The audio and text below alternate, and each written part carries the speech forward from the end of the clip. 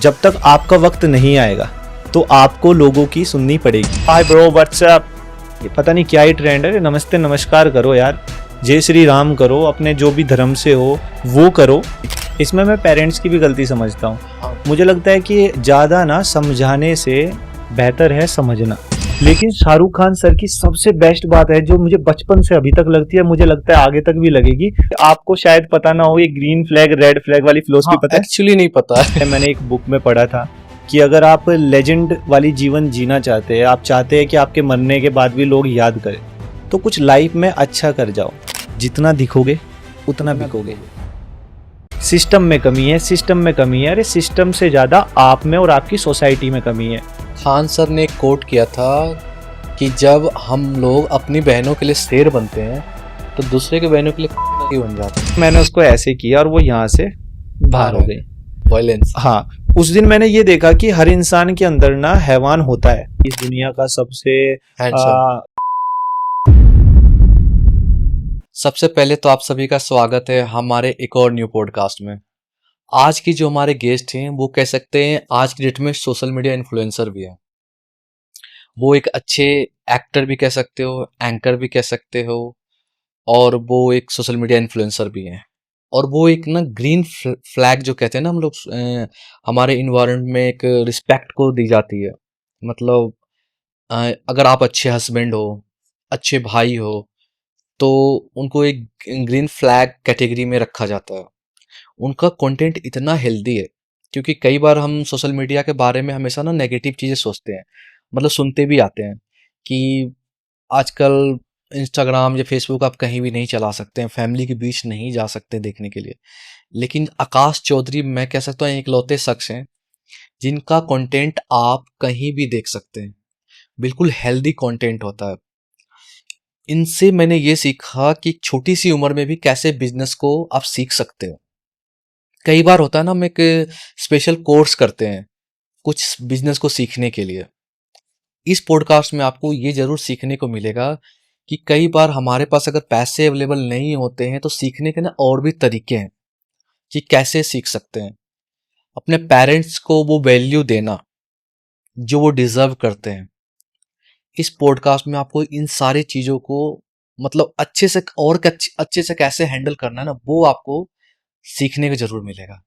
तो जरूर देखिएगा ये पॉडकास्ट और अपने फ्रेंड्स को भी रिकमेंड करें, फैमिली को रिकमेंड करें, ताकि इस पॉडकास्ट से वो अपने लाइफ में कुछ इंप्रूवमेंट ला सके। Thank you so much.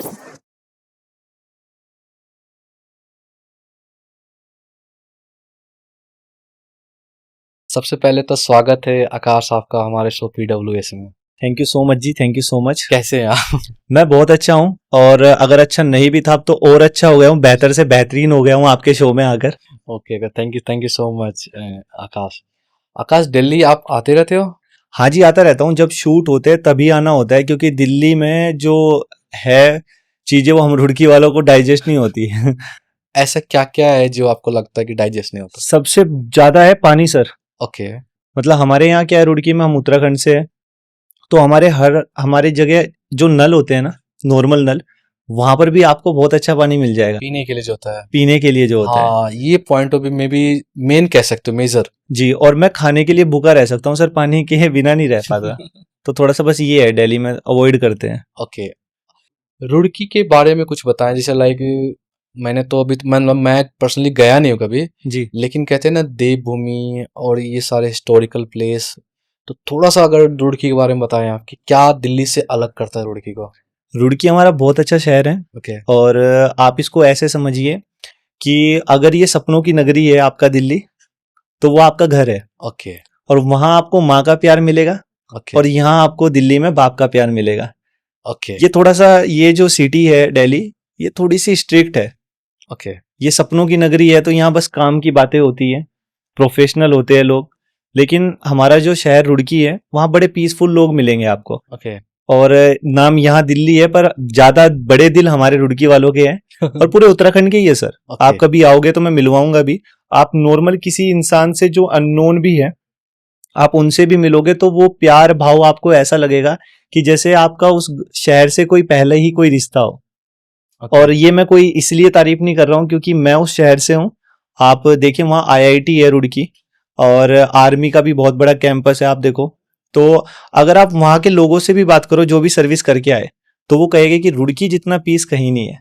Okay, कुछ टाइमिंग का डिफरेंस लगता है कि यहाँ के लाइफस्टाइल में और वहाँ के लाइफस्टाइल में कुछ फर्क?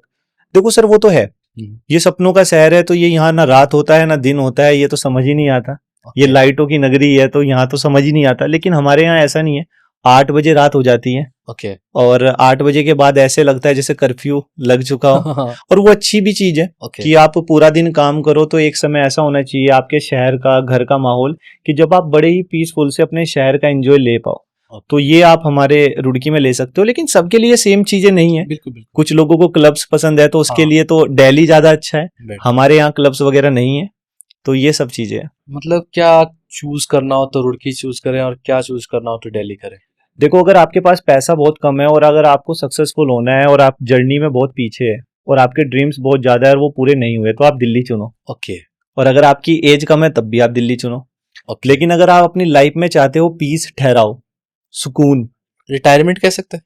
एग्जैक्टली ओके तो रुड़की सबसे बेस्ट है। और रुड़की नहीं, वो जगह जहाँ ज्यादा पीस है, तो ओके। मैं तो रुड़की की बात करूंगा कि वहां नहीं, पीस बिल्कुल है। बिल्कुल बिल्कुल। मैं आपका इंस्टाग्राम देख रहा था आकाश, मतलब कहते हैं ना हेल्दी कंटेंट। जी, अगर किसी को एग्जांपल देना है ना मुझे कि हेल्दी कंटेंट क्या होता है, तो मैं सीरियसली बोल रहा हूँ, मैं ना आपका आईडी भेज दूंगा थैंक यू सो कि मच। अगर हेल्दी कंटेंट देखना है ना, तो इस बंदे की देखो आईडी पे कितने हेल्दी कंटेंट है। इतना हेल्दी कंटेंट बनाने का पीछे का रीजन क्या है? देखो सर, सबसे पहली बात तो मैं ये नहीं कहूंगा कि मैं पहला हूँ। ओके। बहुत ऐसे लोग हैं जो ऐसा कंटेंट बना रहे हैं, तो मैं भी उनसे इंस्पायर होके आया हूँ। हम्म। और रीजन कुछ नहीं है, बस सोसाइटी में एक अच्छा चेंज लाना चाहते हैं। मैंने एक बुक में पढ़ा था कि अगर आप लेजेंड वाली जीवन जीना चाहते हैं, आप चाहते हैं कि आपके मरने के बाद भी लोग याद करें, तो कुछ लाइफ में अच्छा कर जाओ। ओके सिर्फ पैसा कमाने के लिए काम मत करो, आपके काम में वो बात होनी चाहिए कि लोग याद रखें। मेरा यही है कि मैं जो कंटेंट 2024 में बना रहा हूँ, तो आने वाले साल में या जब मैं नहीं रहूंगा, तब भी मेरे कंटेंट को देखकर कोई ये ना कहे यार ये क्या बनाता था, छी ये क्या बनाता था। ओके लोग ये कहे कि यार कंटेंट हो तो ऐसा, और वो हमेशा जिंदा रहे। वो आज के कपल्स हो, आने वाले टाइम के कपल्स हो, आने वाले टाइम की जनरेशन हो, सब रिलेट कर पाए, मेरा ये विजन रहता है। ओके। आपने ज्यादातर वीडियो मैंने देखा, आप एक अच्छे हस्बैंड का रोल दिखाते हो, मतलब एक्ट जो दिखाते हो कि एक अच्छा हस्बैंड कैसा होता है। जी, इसके पीछे का क्या रीजन था? कहीं पे आपको लगा कि नहीं इस चीज को हमें ज्यादा अप्रिशिएट करना चाहिए? देखो सर, मैं ना कोरियन मूवीज लवर हूँ। ओके। मेरे को कोरिया का कंटेंट बहुत अच्छा लगता है। और तो वहां से मैं देखता था कि वो जो वीडियोस बनाते थे, तो वो लड़की की बहुत केयर दिखाते हैं। ओके मतलब दिखाते हैं, लोग कहते हैं कि सिर्फ दिखाते हैं, ऐसा नहीं है कि केयर नहीं होती। मैं कहता हूँ कि कोई तो देख के उसको बदलेगा, हाँ। वो एक एग्जाम्पल सेट होगा। तो मुझे लगा कि यार यहाँ पर भी कुछ ऐसा बनना चाहिए, लाइक मतलब कुछ ऐसा एग्जाम्पल कि लोग कहे कि यार हाय हस्बैंड हो तो ऐसा। ओके तो मैंने कहा ऐसा क्या किया जाए, और सिर्फ हस्बैंड नहीं, अच्छा भाई भी बनो, अच्छा बेटे भी बनो, अच्छे दोस्त भी बनो। तो ये कंटेंट मैंने वहां से इंस्पायर होके बनाया। और ये बेसिकली आपको शायद पता ना हो, ये ग्रीन फ्लैग रेड फ्लैग वाली फिलोसफी हाँ, पता है? एक्चुअली नहीं पता है। अच्छा ओके।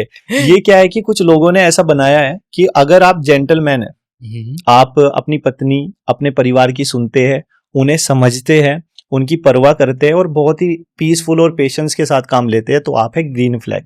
ओके अगर आप डोमिनेटिंग है, गुस्सा करते हैं और बड़े ही रूड रहते हैं, आप उन्हें समझते नहीं, डाउट करते हो, उनकी आजादी छीन लेते हो, तो आप रेड फ्लैग हो।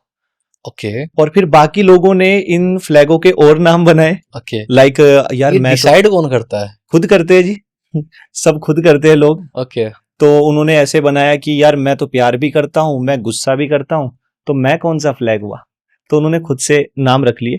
पर मेरा ये मानना है कि इंसान है, इंसान रहने दो, झंडे मत बनाओ। हाँ, वही मैं कहना चाह रहा था। उनको ऐसे कर सकते हैं कि मैन रियल मैन, ये जेंटलमैन। ओके कि भाई देखो, सब अच्छे इंसान होते हैं, लेकिन ये एक अच्छा एग्जाम्पल है कि रियल इंसान तो ऐसा होता है। तो ये ओके ज्यादा अच्छा है कि मुझे जब लोग जेंटलमैन बोलते हैं या अच्छी परवरिश का बच्चा बोलते हैं, तो मुझे ज्यादा अच्छा लगता है कि ये ग्रीन फ्लैग रेड फ्लैग सुनने से। ओके। आपके प्रोफाइल में काफी सारी चीजें हैं, जैसे लाइक एंकरिंग करते हो आप जी, एंड आर्टिस्ट भी हो आप।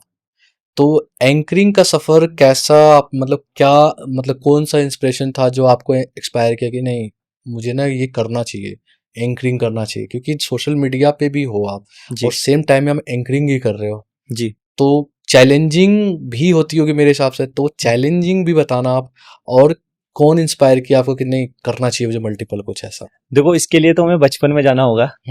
मेरे पापा जी नेटवर्क मार्केटिंग करते थे ओके। और उनका जो प्रोस्पेक्टिव वो बिजनेस का है।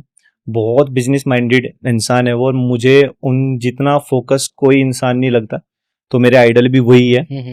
तो वो मुझे इवेंट्स में लेकर जाते थे नेटवर्क मार्केटिंग के। तो वहाँ पर मेरी एक स्पीच तैयार करवाई गई थी कि देखो तुम्हें ये स्पीच बोलनी है और यहाँ मेरे यार दोस्त है और देखो ये अच्छे से करना है।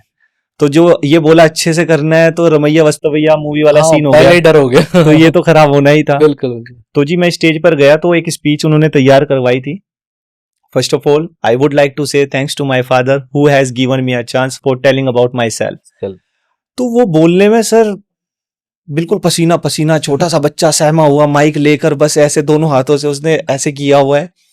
तो जो साथ में पापा के दोस्त थे वो भी बोल रहे, बोल भाई, बोलो बेटा, बोलो, कर सकते हो। अब बेटा तो था ही नहीं, बेटे को तो आवाज भी 3 इडियट मूवी की तरह आ रही थी, रेंचो। तो मुझसे नहीं हो पाया। ओके। तो वहां पापा बहुत नाराज हुए। मेरे पापा का जो प्रोस्पेक्टिव है वो ये है कि मेरा बेटा इस दुनिया का सबसे महान व्यक्ति होना चाहिए। ओके। तो वो बेहतर से बेहतरीन बनाने की कोई कोशिश नहीं छोड़ते। आज भी हम घर पे, मैं और एक मेरे बड़े भाई है सागर चौधरी, बिल्कुल। तो अगर हम बोलते हैं कि मम्मी खाने वाने में क्या है, पानी वानी मिलेगा, तो वो हमेशा इस बात पे भी टोकते हैं, ये वानी क्या होता है, ओके। ये खाना वाना क्या होता है, खाना खाना होता है, पानी पानी होता है, ये आगे एक्स्ट्रा मेहमान वहमान आएंगे, हाँ। ये वहमान क्या होता है। तो उनका है कि इंसान को बहुत सुलझा हुआ होना चाहिए।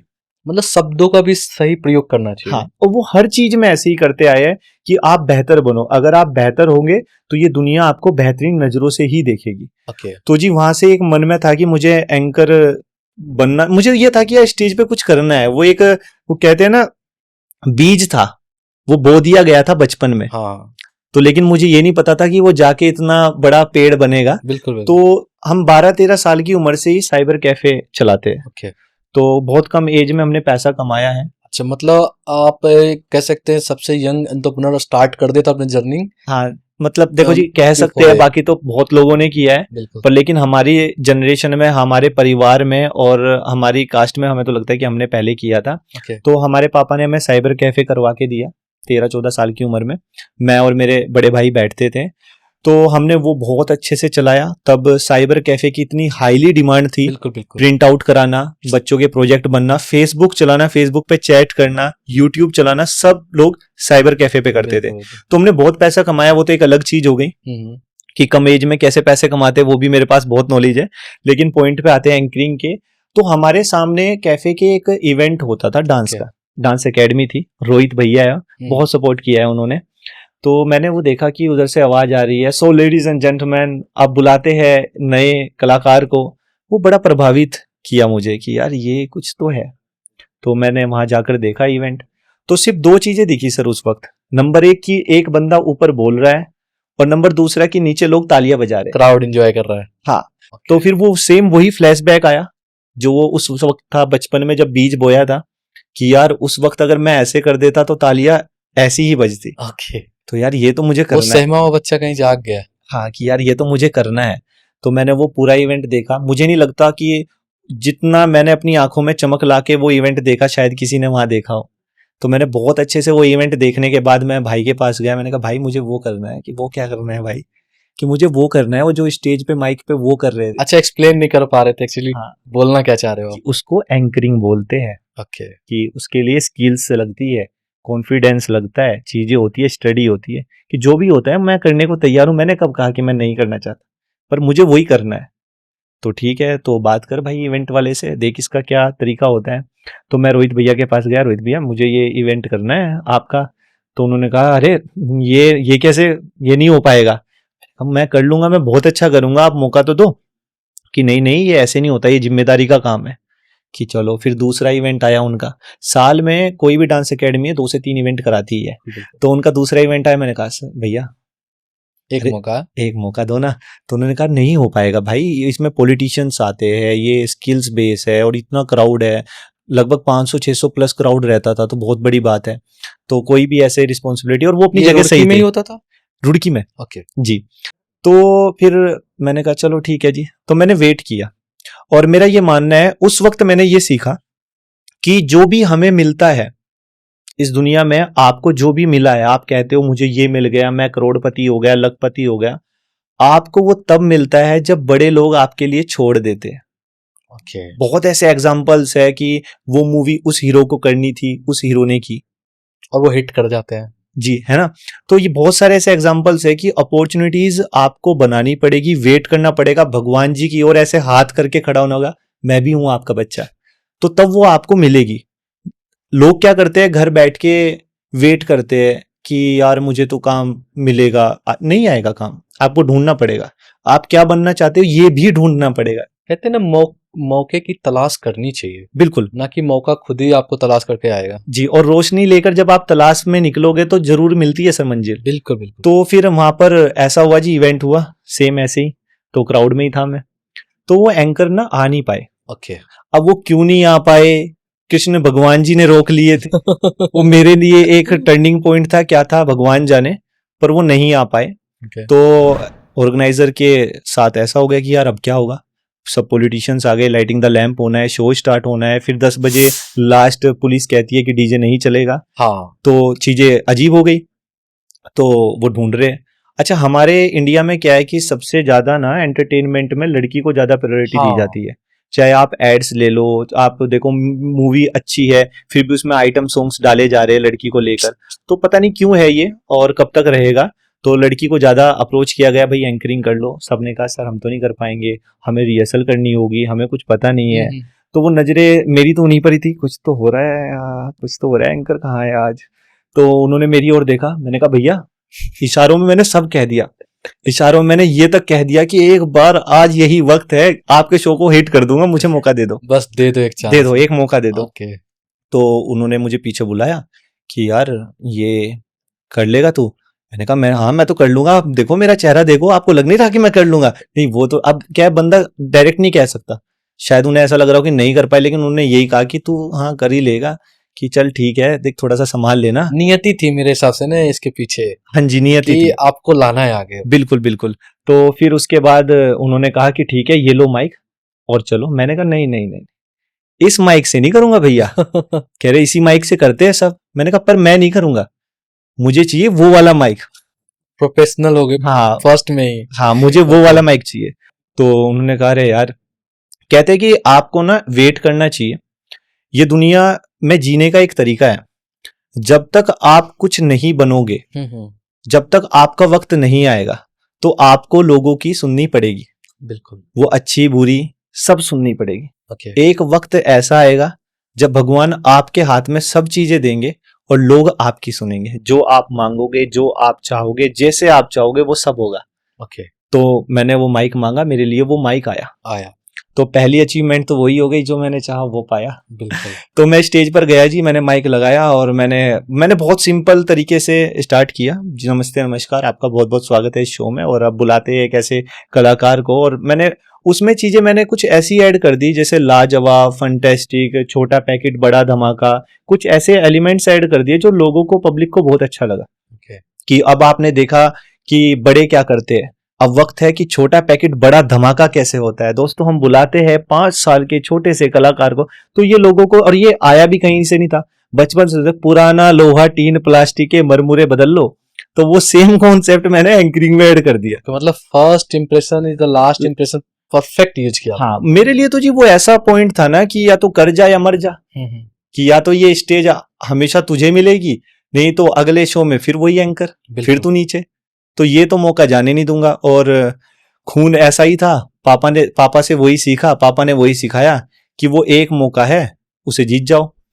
तो मैंने वो की एंकरिंग, मेरी बहुत तारीफ हुई। और मुझे ऐसा लगता है कि हमारी जो ऑडियंस होती है वो इतनी प्यारी होती है कि अगर आप कुछ गलतियां भी कर जाओ और आपकी नीयत साफ हो, तो वो गलतियां वो छुपा लेते हैं। वो इस उम्मीद में आपको आगे बढ़ने का मौका देते हैं कि ये कल जाके ठीक कर लेगा। तो कमियां थी उस एंकरिंग में, नो डाउट, पर मुझे कहीं ना कहीं उनको ट्रस्ट दिख जाता है इस चीज का। हाँ जी, तो मुझे बहुत सपोर्ट मिला, सबका मिला, बच्चों का भी, बच्चों के मम्मी पापा का भी, और जो वहाँ पॉलिटिशियंस थे उनका भी।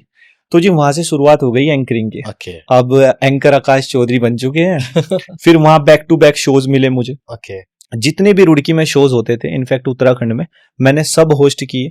मैंने स्टार्टिंग में कोई अमाउंट नहीं देखी, क्या पैसा मिल रहा है, कितना रेस्ट चाहिए होता है, मैंने कुछ नहीं देखा, बस मैंने काम किया। और लोग कहते हैं कि एंकरिंग की क्या ही स्क्रिप्ट बनाते होंगे उस वक्त मुझे पूछते भी थे कि क्या करते थे। मैं कोई ज्यादा मैजिक नहीं करता था, पर मैं एक चीज जरूर करता था कि अगर कल शो है तो मैं उसकी एक रात नींद आने से पहले मैं जितनी भी एंकरिंग देख सकता था, कॉलेज के, स्कूल की, कॉर्पोरेट की, इवेंट्स की, रियलिटी शोज की, बस मैं देखता था, ना लिखता था ना सोचता था, बस देखता था कि बस सुनते रहो, देखते रहो, सुनते रहो, देखते रहो। क्योंकि हमारी बॉडी जिस चीज के लिए हम पैशनेट होते हैं वो खुद कंज्यूम करने लगती है। ओके अगर आप देख रहे हो, जैसे आज आपने कुछ देखा कि कभी अगर लाइट भाग जाए तो एमसी भी उठाई जाती है, ये आपने सिर्फ देखा, सीखा नहीं है। एक दिन कुछ सालों बाद आपके घर में सेम ये हुआ तो आपके माइंड में सबसे पहले वही आएगा कि लाइट गई है, एक बार एमसी चेक कर। लाइक जिससे मोबाइल को हम रिस्टार्ट करते हैं। राइट, तो वो सब चीजें होती है, और मैं इस चीज पे ज्यादा बिलीव करता हूँ कि आप ना ज्यादा भी इस चक्कर में मत पड़ो, नोट्स बनाओ, स्क्रिप्ट्स बनाओ, आप बस कंज्यूम करो, जो भी चीज कर रहे हो उस चीज को कंज्यूम करो, आपको कहाँ वो कब काम आएगी खुद पता चल जाएगा। ऐसा भगवान ने हमें बनाया है। Okay. तो जी मैंने एंकरिंग की, कुछ खास बात थी मेरी एंकरिंग में, जैसे मैं 6 से 7 घंटे कंटिन्यू स्टेज पर रहता था। लोग कहते थे कि भाई वॉशरूम्स भी जाना होता है, ये मुझे तो जी कभी ऐसी नीड नहीं हुई, और मैंने बहुत हार्ड वर्क किया है, खुद से भी मैं बोल रहा हूँ कि हार्ड वर्क इसलिए जरूरी होता है कि प्रैक्टिस मेक मैन परफेक्ट। अगर आप स्टार्टिंग डेज में बहुत हार्ड वर्क कर लोगे ना, खुद से पुश करके, तो बाद में आपका वो कंफर्ट जोन बन जाएगा। आज आप मुझे कितने भी घंटे ऐसे बैठ के बात करा लो, कैमरे के सामने करा लो, स्टेज पे करा लो, मैं थकता नहीं हूँ। ओके और जबकि मैं यही चीज कुछ वैसा काम करा दो आप मुझसे जो मेरी फील्ड से अलग है, मैं आधे घंटे में थक जाता हूँ। मेरी मम्मी कहती है मैं बहुत आलसी इंसान हूँ। लाइक ये तो सिंपल हो गया ना, हिंदी के सब्जेक्ट में आप फिजिक्स वाले को पढ़ा रहे हो, या राइट तो राइट, स्टूडेंट ही अलग है। बिल्कुल जी। अब वो फिजिक्स तो पढ़ नहीं पाएगा तो सोएगा ही वो। हाँ, तो चीजें सब ऐसी रही मेरे साथ। तो मैंने एंकरिंग करते करते बहुत अच्छा नाम बनाया अपने शहर में, बहुत पैसा भी कमाया, नो डाउट। और सम टाइम तो ऐसा होता था स्टेज पे, मुझे कुछ लोग कहते थे कि आपका पार्ट हो गया, नीचे आ जाओ। मैं कभी नीचे नहीं आता था स्टेज से, और उसके पीछे ना बहुत सिंपल सा रीजन था, जितना दिखोगे उतना बिकोगे। ओके मैं इतना इतना अटेंशन सीकर हो चुका था उस वक्त कि मैं पब्लिक की नजरों से ना जाऊं, कि बस मैं दिखता रहूं, कि मैं एंकरिंग कर रहा हूं तब तो मैं दिख ही रहा हूं, और जब मैं एंकरिंग नहीं भी कर रहा हूं तो पीछे भी खड़ा हुआ दिखता रहूं कि वो एंकर है। और मेरा एनर्जी बूस्टर भी यही होता था, जैसे मैं बोलता था मेक सम नॉइज गाइस, तो अगर नॉइज जितनी ज्यादा हो मुझे उतना बूस्टअप मिलता था कि यार कुछ तो बात है। बिल्कुल। तो बस ये था जी मेरी एंकरिंग का सफर, और बस करते करते हम आगे बढ़ते चले गए। तो एंकरिंग कभी टीवी वगैरह में नहीं ट्राई किया आपने, कि न्यूज चैनल वगैरह इन सब में? देखो टीवी की तो अपॉर्चुनिटीज मिल नहीं पाई, हमारा शहर इतना बड़ा भी नहीं है, और कि कुछ चीजें ऐसी होती है कि जो गाइड कहते हैं ना कि मेंटोर की जरूरत क्या है लाइफ में, जरूरत है। जरूरत इसलिए है कि जब कोई आपको बताए कि देखो यहाँ ऑडिशन दो, यहाँ ट्राई करो, तो आप उनकी बात मान के वो सब चीजें करते हो। हमारी लाइफ में थोड़ा सा बस ये दुर्भाग्य रह गया कि कोई था नहीं अच्छे से गाइड करना और थोड़ा प्रेशर दे के कि ये चीज तुम्हें करनी है।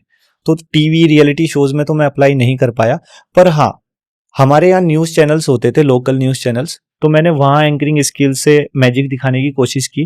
क्यों? क्योंकि इवेंट्स भी एक टाइम पर बहुत कम हो गए थे। ओके और फिर इवेंट्स में भी नेपोटिज्म है, और फिर स्किल्स है, फिर लड़कियां भी है, कुछ चीजें ऐसी हो जाती थी कि भाई वहां मैं फिट नहीं बैठ पा रहा हूँ, या उस अमाउंट में फिट नहीं बैठ पा रहा हूँ, तो कोई और हायर कर लेते। और फिर सर दूसरे आकाश चौधरी भी तो बनने थे। हाँ जी। मैं ये भी मानता हूँ कि जो कोई काम, मेरा काम किसी और को मिलता है तो मुझे ऐसा लगता है वो गलत नहीं है, बिल्कुल, क्योंकि मे बी मोर डिजर्विंग। हाँ या कह सकते राइट हैं। राइट, लेकिन फिर भी मैंने कोशिश यही की है, और वो इनडायरेक्टली हो भी गया था। ऐसी मोनोपोली क्रिएट हो गई थी कि उस समय तो मैं ही एंकरिंग कर रहा था, कोई और नहीं कर रहा था।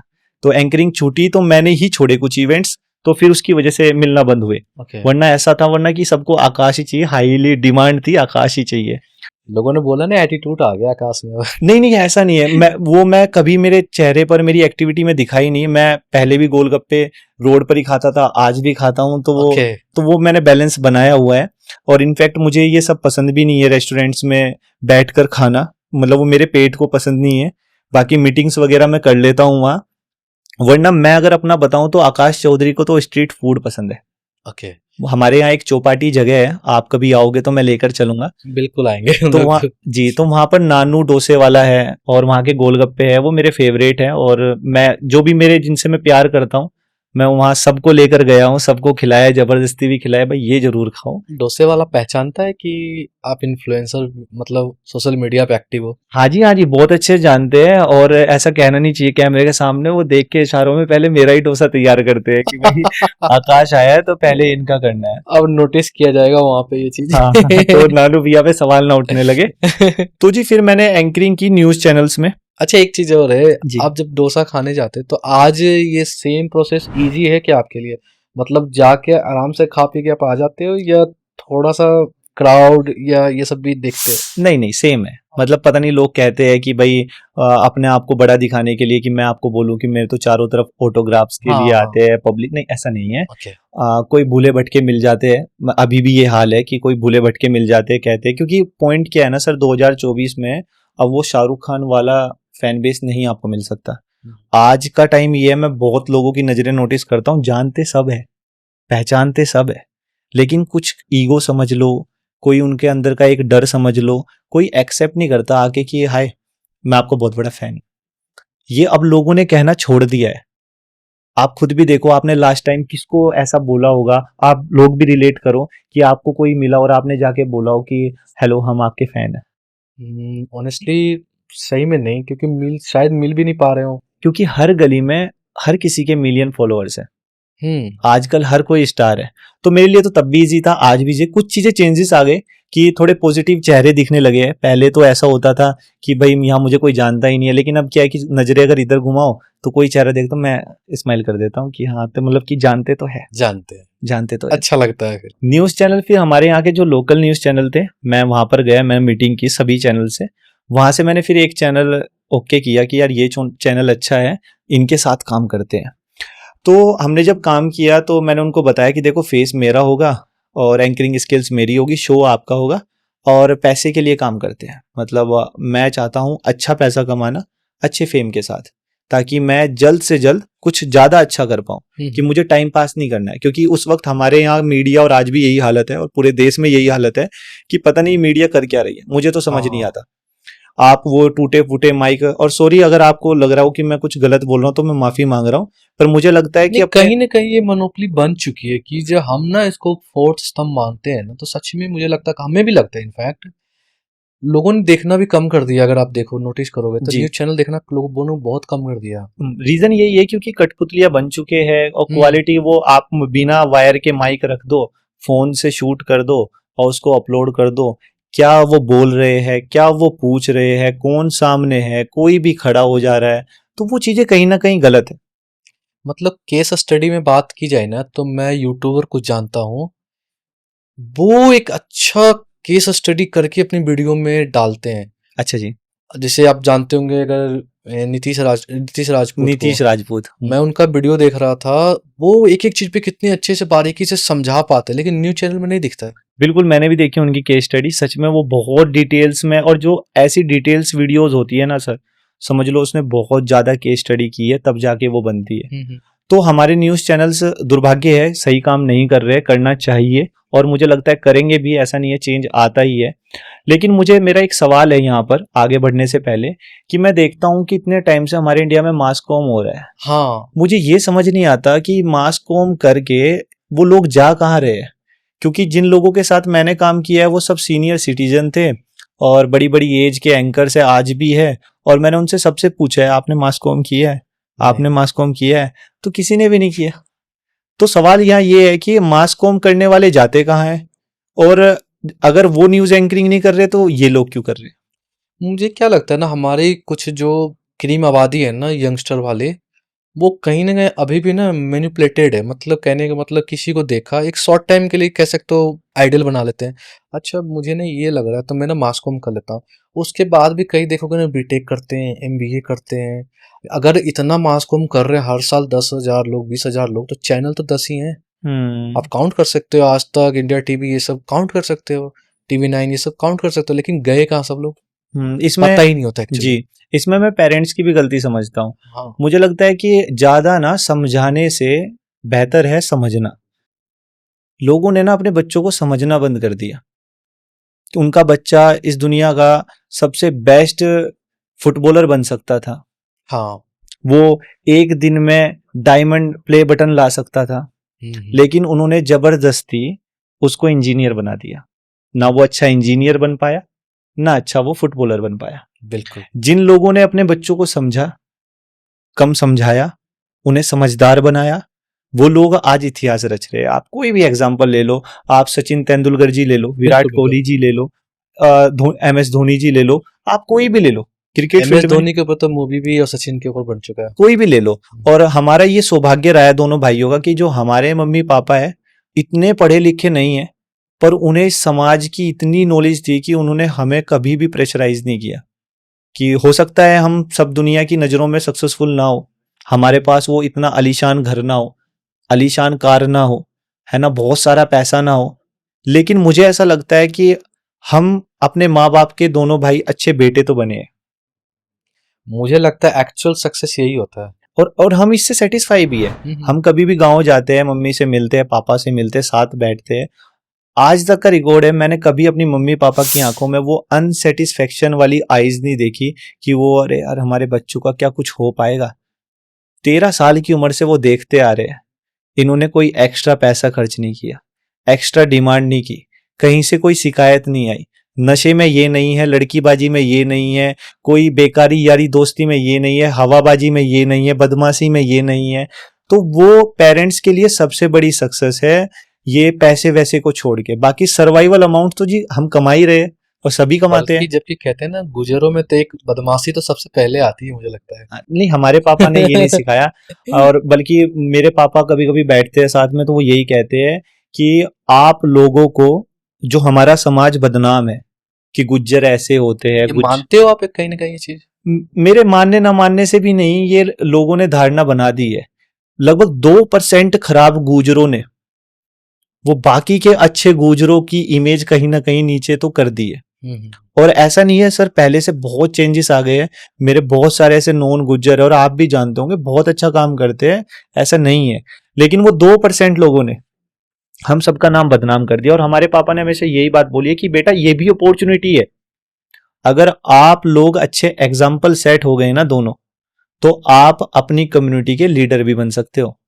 ये एक्चुअली पता है बहुत बड़ी बात है। अगर इस एज में हम अगर ये समझते हैं ना कि हमें अपनी कम्युनिटी के लिए कुछ अच्छा गोल्स करना है, मतलब क्रिएट करना है, ताकि जो नेक्स्ट जनरेशन आए, मतलब रियली सरप्राइज्ड हूँ कि आप कितने पोलाइट हो। जी, अगर आप मेंशन ना करते हमें तो पता ही नहीं चलता ऑनेस्टली। हाँ, नहीं कहते हैं, मेरी बहुत सारी फीमेल फ्रेंड्स भी है, मेल फ्रेंड्स भी है, तो वो कहते हैं यार तू गुज्जर तो नहीं लगता। हाँ पर मैंने कहा मैं हूँ गुज्जर ही, और प्राउडली कहता हूँ कि मैं गुज्जर हूँ।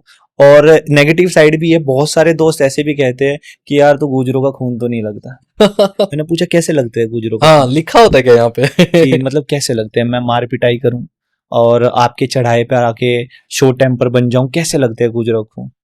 भाई हमारे पापा के पास इतना पैसा है जी, हम ऐसा नहीं है कि बहुत नॉर्मल फैमिली से कि मैं कहूँ बहुत स्ट्रगल करके आया हूँ, हाँ नहीं ऐसा नहीं है।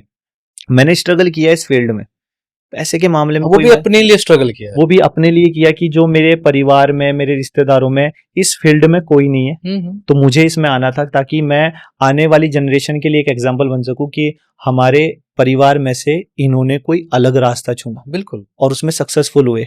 तो मेरे पापा ने हमेशा मुझे यही समझाया है कि अगर आप समाज से हटकर चलते हो, हटके इन द सेंस उनके बीच रह के अच्छा मैसेज क्रिएट करते हो, तो आप अलग हो, बिल्कुल। और आपको वही बनना है। तो इसी तरह की चीजें रही है सब, और ऐसे ही आगे बढ़ते चले हैं। आपके एक प्रोफाइल में रह गया मॉडलिंग का। जी मॉडलिंग के बारे में बताइए कि मॉडलिंग क्योंकि तो बिल्कुल डिफरेंट हो गया।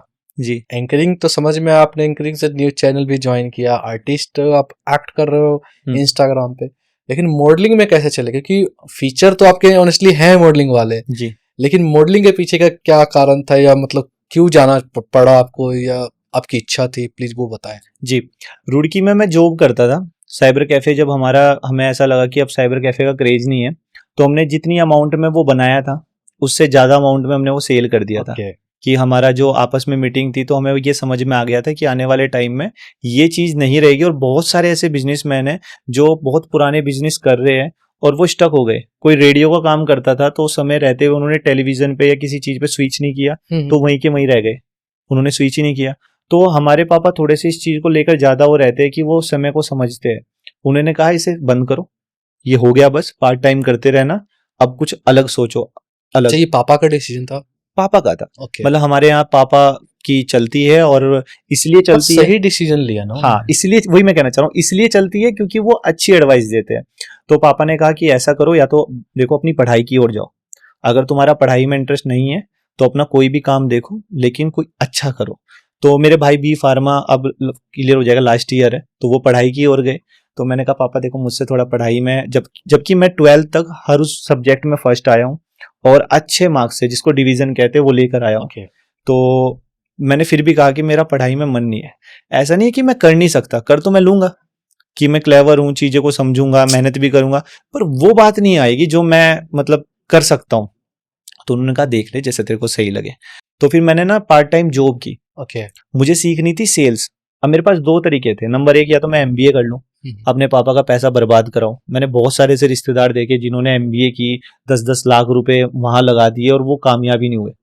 तो मेरे लिए ये तो एग्जाम्पल सेट हो गया था कि देखो भाई, हमारे पास पैसा है, पर इतना भी नहीं है कि हम ऐसे पानी की तरह बहा दें। बिल्कुल बिल्कुल सही बात है। अपने घर की सिचुएशन सबको पता होती है। हमारे पास 7,000 फुट लेंटर घर है, बहुत बड़ा घर है गाँव में, बहुत बड़ा। जमीन बहुत ज्यादा है, पापा और 5 भाई है, तो इतना सपोर्ट है फाइनेंशियली। तो जब 5 भाई बहुत होते हैं, तो लेकिन हमें ये पता था कि यार ये वो इनफ नहीं है, जो हम तो ये वो वाली बात हो गई, ये कुआं है और कुएं को देख के कह रहे हैं हमारे पास तो बहुत बड़ा समंदर है। हाँ, इससे भी बड़ा समंदर है। लोग एक एक हजार करोड़, 2-2 हजार करोड़ की बात कर रहे हैं, बिल्कुल तुम बिल्कुल। लाखों में पड़े हो।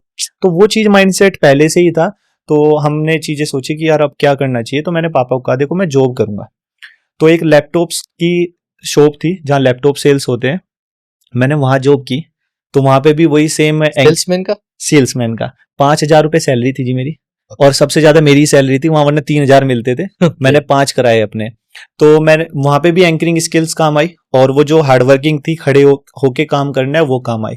बाकी सेल्समैन 5-10 मिनट में बैठ जाते थे, मैं नहीं बैठता था। मैं या तो कस्टमर्स को समझाता था, या उस लैपटॉप के बारे में खुद समझता था ओके। कि इसमें है क्या एग्जैक्ट, तभी तो समझा पाऊंगा।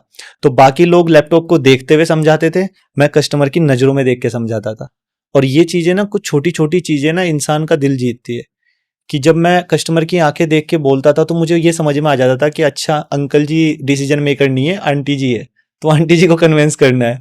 मे बी ये कहते हैं ना, गुड आंसर था आपका, जो सेल्स लाइफ को जीते हैं। मुझे क्या लगता है, सेल्स लाइफ में ये सबसे बड़ा लूप होल कह सकते हो आप, जो आपने बताया कि कस्टमर को जो बेचना, कैसे बेचना है। हाँ, कैसे बेचना है, किसको बेचना है, और उनके कितने बजट में बेचना है। बिल्कुल। अगर आपने उनकी पॉकेट में अपनी तीसरी आंख से ये देख लिया कि उनका बजट कितना है, तो आप बहुत अच्छे से बेच सकते हो। क्यों? क्योंकि आपको फिर, उनका बजट था 30,000 का, आपने 40,000 के प्रोडक्ट की तारीफ कर दी, तो वहां चीजें खराब हो गई, क्योंकि मन 40 पे था और लेना 30 था।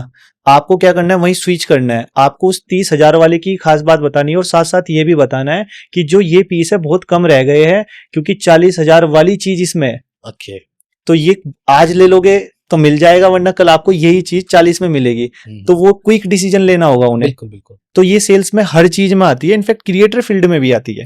तो जी वहां से मैंने 3 महीने किया सिर्फ। सैलरी मेरी इंक्रीज भी हो गई थी। उन्होंने कहा हम तुम्हें 10-15 भी दे देंगे, तुम छोड़ो मत। मैंने कहा नहीं नहीं, इतना थोड़ी रुकूंगा, मजा नहीं आ रहा है। लैपटॉप बेचने थोड़ी आया हूँ, सीखने आया था, सीख लिया। तो मैंने कहा नहीं भैया, अब इससे ज्यादा जॉब नहीं कर पाऊंगा, बस आप मेरे मेंटोर रहना, हमेशा जुड़े रहना, आपको कुछ और काम होगा मैं कर दूंगा, पर जॉब नहीं करनी मुझे। मैं तो सीखने आया था सेल्स कैसे होती है, और वो मुझे प्रैक्टिकल सीखनी थी, थ्योरी नहीं सीखनी थी। तो मैंने आपसे पैसे भी ले लिए, फीस भी नहीं लेनी पड़ी, और मेरी एमबीए हो गई। तो फिर उसके बाद मैंने यहाँ से ये करने के बाद अब मुझे लगा कि यार कुछ और बड़ा करना है। फिर कुछ टाइम मैंने कैड सेंटर में जॉब की, सेम मार्केटिंग की, कॉलेज वगैरह अप्रोच किए। अब यहाँ से ना थोड़ा सा लोगों को देख के, किसी के बाल अच्छे हैं, किसी के कपड़े अच्छे हैं, थोड़ा सा आ गया था मॉडलिंग का कि यार ओके। मतलब मेरे को भी थोड़ा ग्रूम रहना चाहिए, मैं क्यों अगली सा रहता हूँ। तो फिर एक एजेंसी थी हिमालयन बज, देहरादून में। गौरव भैया उसके डायरेक्टर हैं और बहुत अच्छे इंसान है। अच्छे इंसान मैं इसलिए कह रहा हूँ, वो बड़े फोकस है। वो तब भी मैगजीन कर रहे थे, वो आज भी मैगजीन कर रहे हैं, और उन्होंने सब चीजें खुद बनाई है। मुझे उनकी सबसे अच्छी बात ये लगती है, बहुत कम लोगों में ये चीज है, मुझ में भी नहीं है, कि आप एक चीज पर टिके रहो। क्योंकि ये कहीं ना कहीं एक तारीफ नहीं है। मैं एक्टर भी हूं, मैं डायरेक्टर भी हूं, मैं प्रोड्यूसर भी हूं, मैं एंकर भी हूं, और मैं सब कुछ हूं। ये तारीफ नहीं है। अच्छी बात है, आपको सब आता है, पर सब आने के चक्कर में आप किसी एक चीज में बेस्ट नहीं हो पाते। हाँ। तो मुझे उनकी सबसे अच्छी बात ये लगती थी। फिर वहां पर मैं असिस्टेंट डायरेक्टर की जॉब की। असिस्टेंट डायरेक्टर में क्या होता था सर, हम बैक स्टेज मैनेज करते थे। मॉडल्स का सीक्वेंस क्या रहना है, कब आना है, कब जाना है, कैसे होगा, किस तरीके से होगा, ये सब चीजें उसमें आती थी। तो वो कुछ टाइम का एक्सपीरियंस लेने के बाद वहां से मॉडलिंग का हुआ नहीं सक्सेसफुल। ओके। लेकिन वहां से अब लोग कहते हैं कि मेरे घर वालों ने मुझे ये कराया और वो मेरे किसी काम नहीं आया। मेरा ये मानना है, लाइफ में आपने अगर कुछ भी, किसी को भी, कैसे भी, अगर थोड़ी सी बातें की है, लड़ाई हुई है, कहीं काम सीखा है, कुछ भी हुआ है, वो सब आपकी जर्नी का पार्ट है और वो आपके काम आएगा। बिल्कुल बिल्कुल। तो मैंने वहां से जब वो जॉब छोड़ी, मैंने बोला भैया मेरे को कुछ और करना है। मैं टिका नहीं, वहां पे भी मैं नहीं टिका। और टिका से मतलब ये नहीं कि मैं उनके रिलेशन खराब करके जा रहा था, और चाहिए, कुछ और चाहिए, कुछ और चाहिए। और वो मुझे मुझे प्रशांत भैया, जहां मैं लैपटॉप सेल करता था, आज भी सपोर्ट करते हैं। फाइनेंशियली समझ लो, मेंटली समझ लो। गौरव भैया भी सपोर्ट करते हैं। तो इसका मतलब मैं कुछ गलत तो करके नहीं आया। रिलेशनशिप बनाया आपने। जी। तो उन्होंने कहा ठीक है, तेरे को जो सही लगे कर ले, मैं मॉडलिंग वॉडलिंग में। आपको पता है ज्यादातर यूथ ना यही गलती करते हैं, मतलब कहीं से जॉब स्विच करते हैं ना, तो वहाँ व्यवहार खराब कर लेते हैं। जी। तो मैं तो आपके थ्रू सच्ची में ये कहना चाहता हूँ, क्योंकि आपने जब बोला ना कि एमबीए, मैंने डिग्री लेने की जगह आपने प्रैक्टिकल 3-4 महीने किए। जी। ऑलमोस्ट आपने 8-10 लाख रुपए और 2-3 साल बचा लिए, आपने 3 महीने में कवर कर लिया। जी। और सबसे बड़ी चीज मैंने वहां से ये सीखी, हमारे अंदर ना एक ईगो मैन होता है। जो हम होते हैं वो हमें इससे बड़ा देखता है। बिल्कुल। जैसे आप मुझे मिले और आपने मुझे नमस्ते नहीं की, तो मेरा ईगो मैन कहता है अरे आकाश चौधरी, इसने तुझे नमस्ते नहीं की। अरे नहीं नहीं, ऐसी बात नहीं, अरे ऐसे कैसे नमस्ते नहीं की। और ये लोगों की ना आज के टाइम में बहुत बड़ी हो गई है ईगो। तो जब आप ग्राउंड पे काम करते हो, अलग अलग तरीके के कस्टमर से मिलते हो, आप फील्ड में काम करते हो, आपकी वो ईगो मैन डाउन हो जाती है, वो पोलाइट हो जाती है।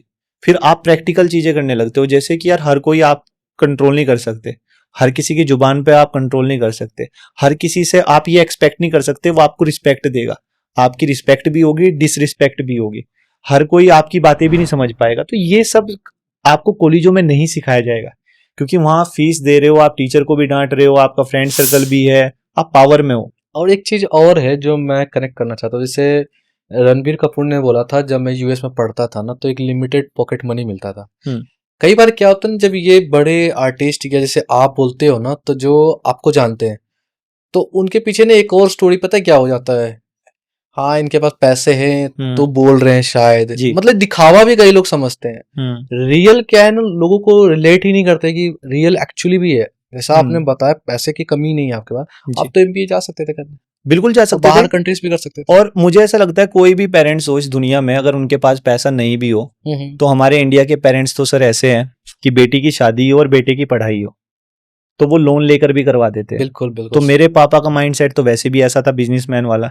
उन्होंने कभी हमें ये नहीं कहा खेती करो, उन्होंने खुद हमारे सामने खेती कर ली, हमसे कभी नहीं कराई।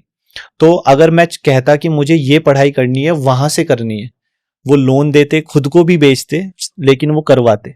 और ये सबके माँ बाप करते हैं।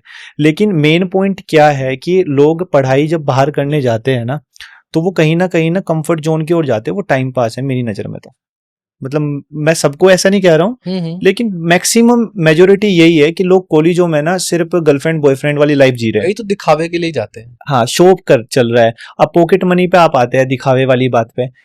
अब आप मुझसे पूछो कि आपने इतना पैसा कमाया, इस पैसे का करते क्या थे? ना जी मैंने कोई घर बनाया, ना मैंने कोई गाड़ी खरीदी, ना कोई पापा ने मेरे पैसों से घर चलाया। हमेशा उन्होंने कहा खुद कमाओ और खुद के ऊपर खर्च करो, अपनी स्किल्स पे करो, कहीं इन्वेस्ट करके लॉस खाओ और अपने गैजेट्स बढ़ाओ। अपने अच्छे फोन रखो, अच्छे कपड़े रखो, अपना अच्छा ग्रूम रहो, अच्छे हेयर्स कराओ, बियर्ड्स कराओ, जो भी आपकी बॉडी मांग रही है वो सब दो उस बॉडी को। एक हमें चीज नहीं बताऊं चाहिए मैं आपको, जी।